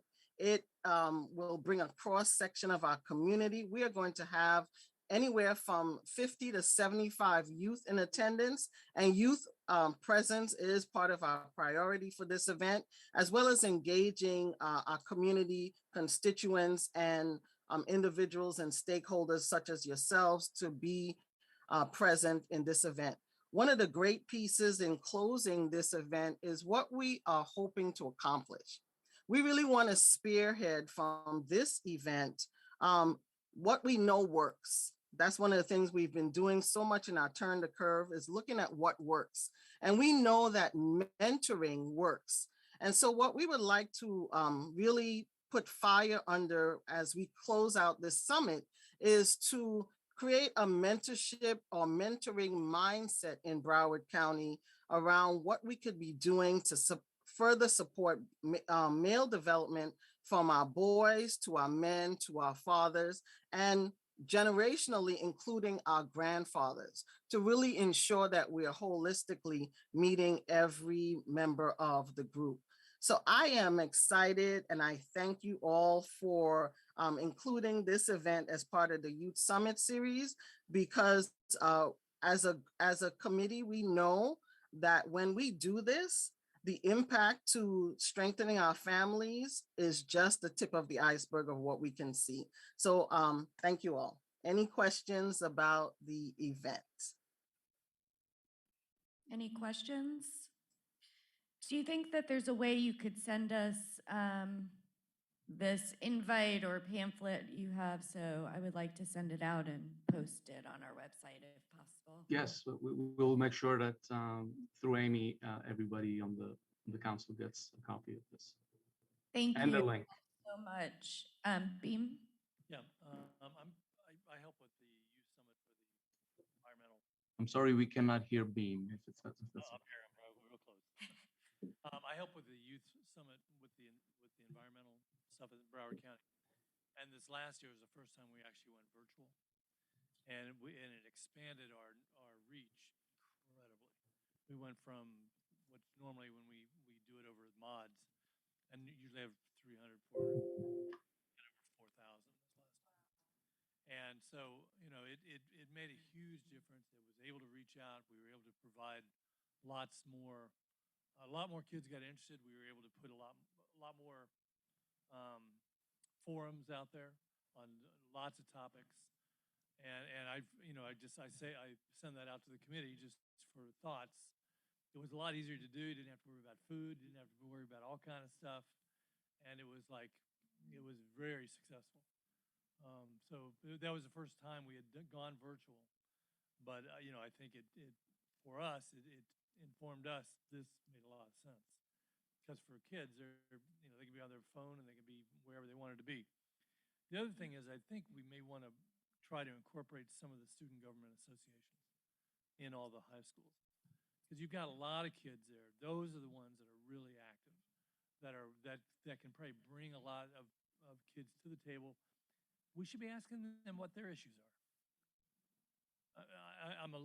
I'll be honest, I'm a little concerned that the scope isn't wide enough here in terms of attracting a lot of high school kids. I think it's a little more narrow than if you try to do a youth summit. You really want to have a lot of, and that's not easy. It's easier if you're doing it virtual. It's a lot easier doing virtual, because then you can bring in all kind of things, from politics to the environment to all kind of things, and then you have the potential of a real, you're bringing in a lot of engaged youth, community service, all those kind of things. What are you guys interested in? The Student Government Association, and they have Cenia Santiago, I think, is with public schools, and she's over all of them, and with all the different high schools. They're a force to be reckoned with, because they can pull people together really quick, and I don't want us to be. I understand we want to brand this and everything. I don't think the kids care about it. Personally, they don't care about the branding. We care about it. They don't care about it. They want to, they've got their interests and stuff. And I know we need to do a little bit of that and honoring this and that, but the kids aren't that interested in that. That's from, I just don't think they are. I could be wrong.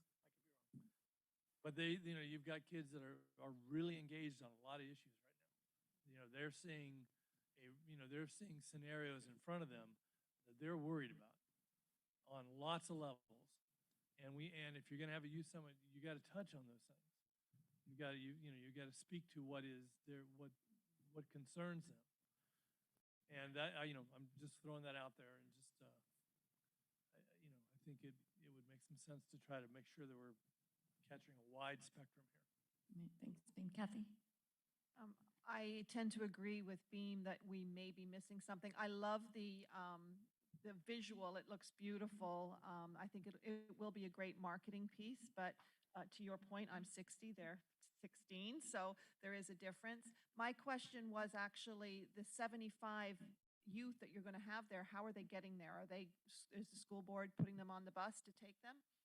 Yes, we are working with the Broward County Schools, and part of our committee members is Wanda Robinson, who oversees the Mentoring Tomorrow's Leaders and 5,000 Role Models, and they are going to be bringing those youth to the event.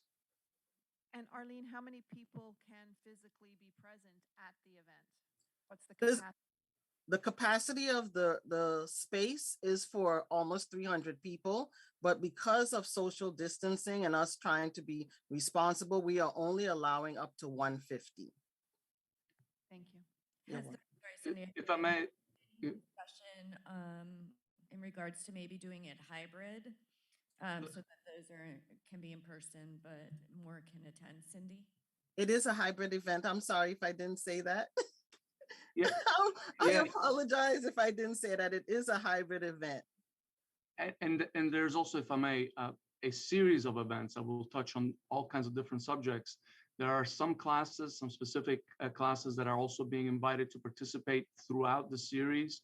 High school students who are working on media and communication so that they can raise their own issues and the issues that they care about. We do have youth components and on panels and youth representatives on panels to talk about the issues that they care about through the help of Ms. Robinson and other teachers and other organizations that serve specifically youth. Handy is on board, Men to Boys, as Arlene was talking about. These will be organizations that will bring youth to the events, both in person and virtually, where we hope, and it is always a challenge, but we hope they will fully engage in the conversation, that will be interested in taking it to the next step. Arlene likes to remind us all the time, even from previous youth summits, that the action steps is really what matters here. It's not just about having nice events, but what happens next. And we're committed to that. Thank you, Andrew. Beam? And I mentioned this earlier about the distance learning capability. Yeah, it's on. I guess I have to project. Every school has the distance learning that has, there's ways of bringing this into every school, connecting every school. That's the school board has invested millions in this, but it very seldom gets used in a way that, this is a perfect match for, you can bring in a couple hundred kids into the library, and you could have an author talking or a poet or whoever you wanted to talk, and you could be touching the entire entirety of the school system. It's not. It is so underutilized. I hate to say it. It is so underutilized. You've got incredible connections that could be bringing all of this together, and they've got the bridges to pull it all together, and we should be trying to take advantage of that. It just doesn't get taken advantage of. But every school's got it in their library. They've got ways to do that, and we can make that happen. Just so then you're reaching everybody. So just to update everyone, part of the reason for us to hiring an event manager to support this was heavily weighted on our ability to go hybrid. I have a meeting coming up with Mr. Watkins from the school board and Nadia as well to further discuss. The Father Men and Boys event happens over Parent Engagement Week. So we will also be intentionally reaching out to parents to be engaged through our work to move all the events hybrid. We will be able to support attendance virtually. We did do that last year with the Human Trafficking Youth Summit and was very successful with that. So that's why, and we also did it with the Swims Foundation Summit as well, and also was successful. So rest assured, we will be testing the school system on the platform in the next few weeks to ensure that our youth will be able to log on. We've intentionally created a schedule that will allow for classes to log in to the summit and to participate. So there has been some intentional background work. I'm sorry if it didn't come across in the presentation, that has happened to make sure that our youth will be able to participate, be on panels, and to move the work forward. Thank you, Keisha. Cindy? Yeah, so the title Youth Summit makes it sound like it is the youth, but it really is a planning mechanism looking at how we turn the curve better for the youth. Now, that said, we know don't do anything to me without me. So we have over the years included, while Youth Voice has always been there, through other channels, we are always looking at their responses to surveys, their information that they've provided along the way.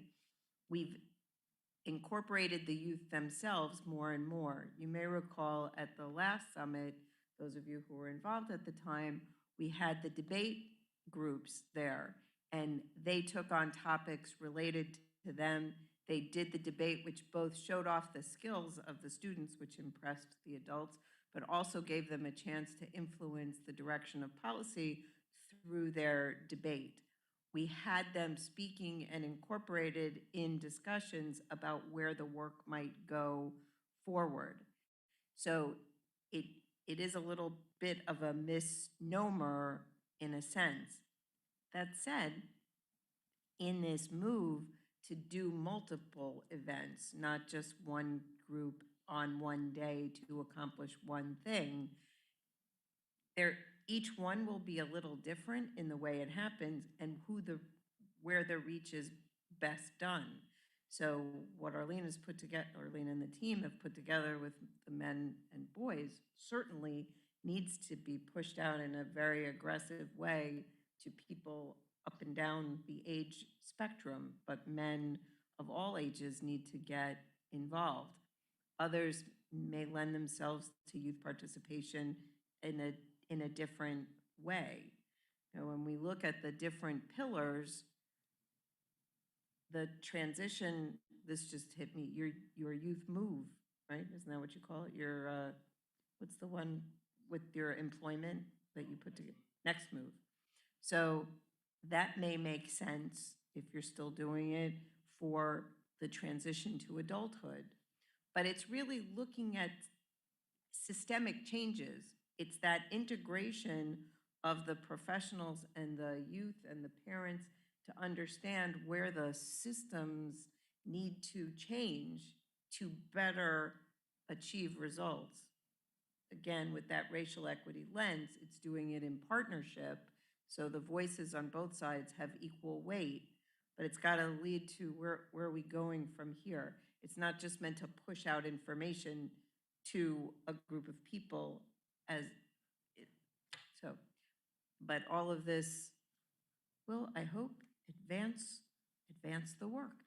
And the celebration of the council members, we are hoping to go back 20 years and see how many of them we can bring together to honor them for the work that laid the groundwork for where we are today. Yes, sir. I think some of those debates that took place last time were fantastic.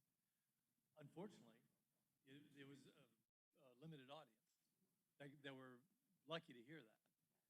The fact of being able to put it broadcasted so that, those policy debates that deal with kids, put those into, government classes and things like that. That has a lot of potential that is untapped. That's my main point. Cindy, can we track how many people will actually attend? Because some of them are going to be in person, some of them are going to be virtual.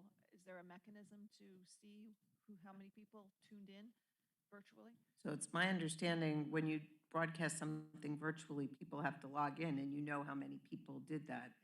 I don't have all the technology knowledge myself, but I've seen that I've been presented with data as to how many came in person, how many came virtually. So that will be part of the event planner's requirement. With distance learning, it's different because you're not individually logging on. Right, the whole classroom would be the classroom. You might have 100 people there and you're just logging on. Anything else? Keep those ideas coming. We need them all. It was a great meeting today. I think we've accomplished a lot, or at least heading towards that way. Can I get a motion to adjourn? So moved. Second. All in favor? Aye. Have a great day. Thank you.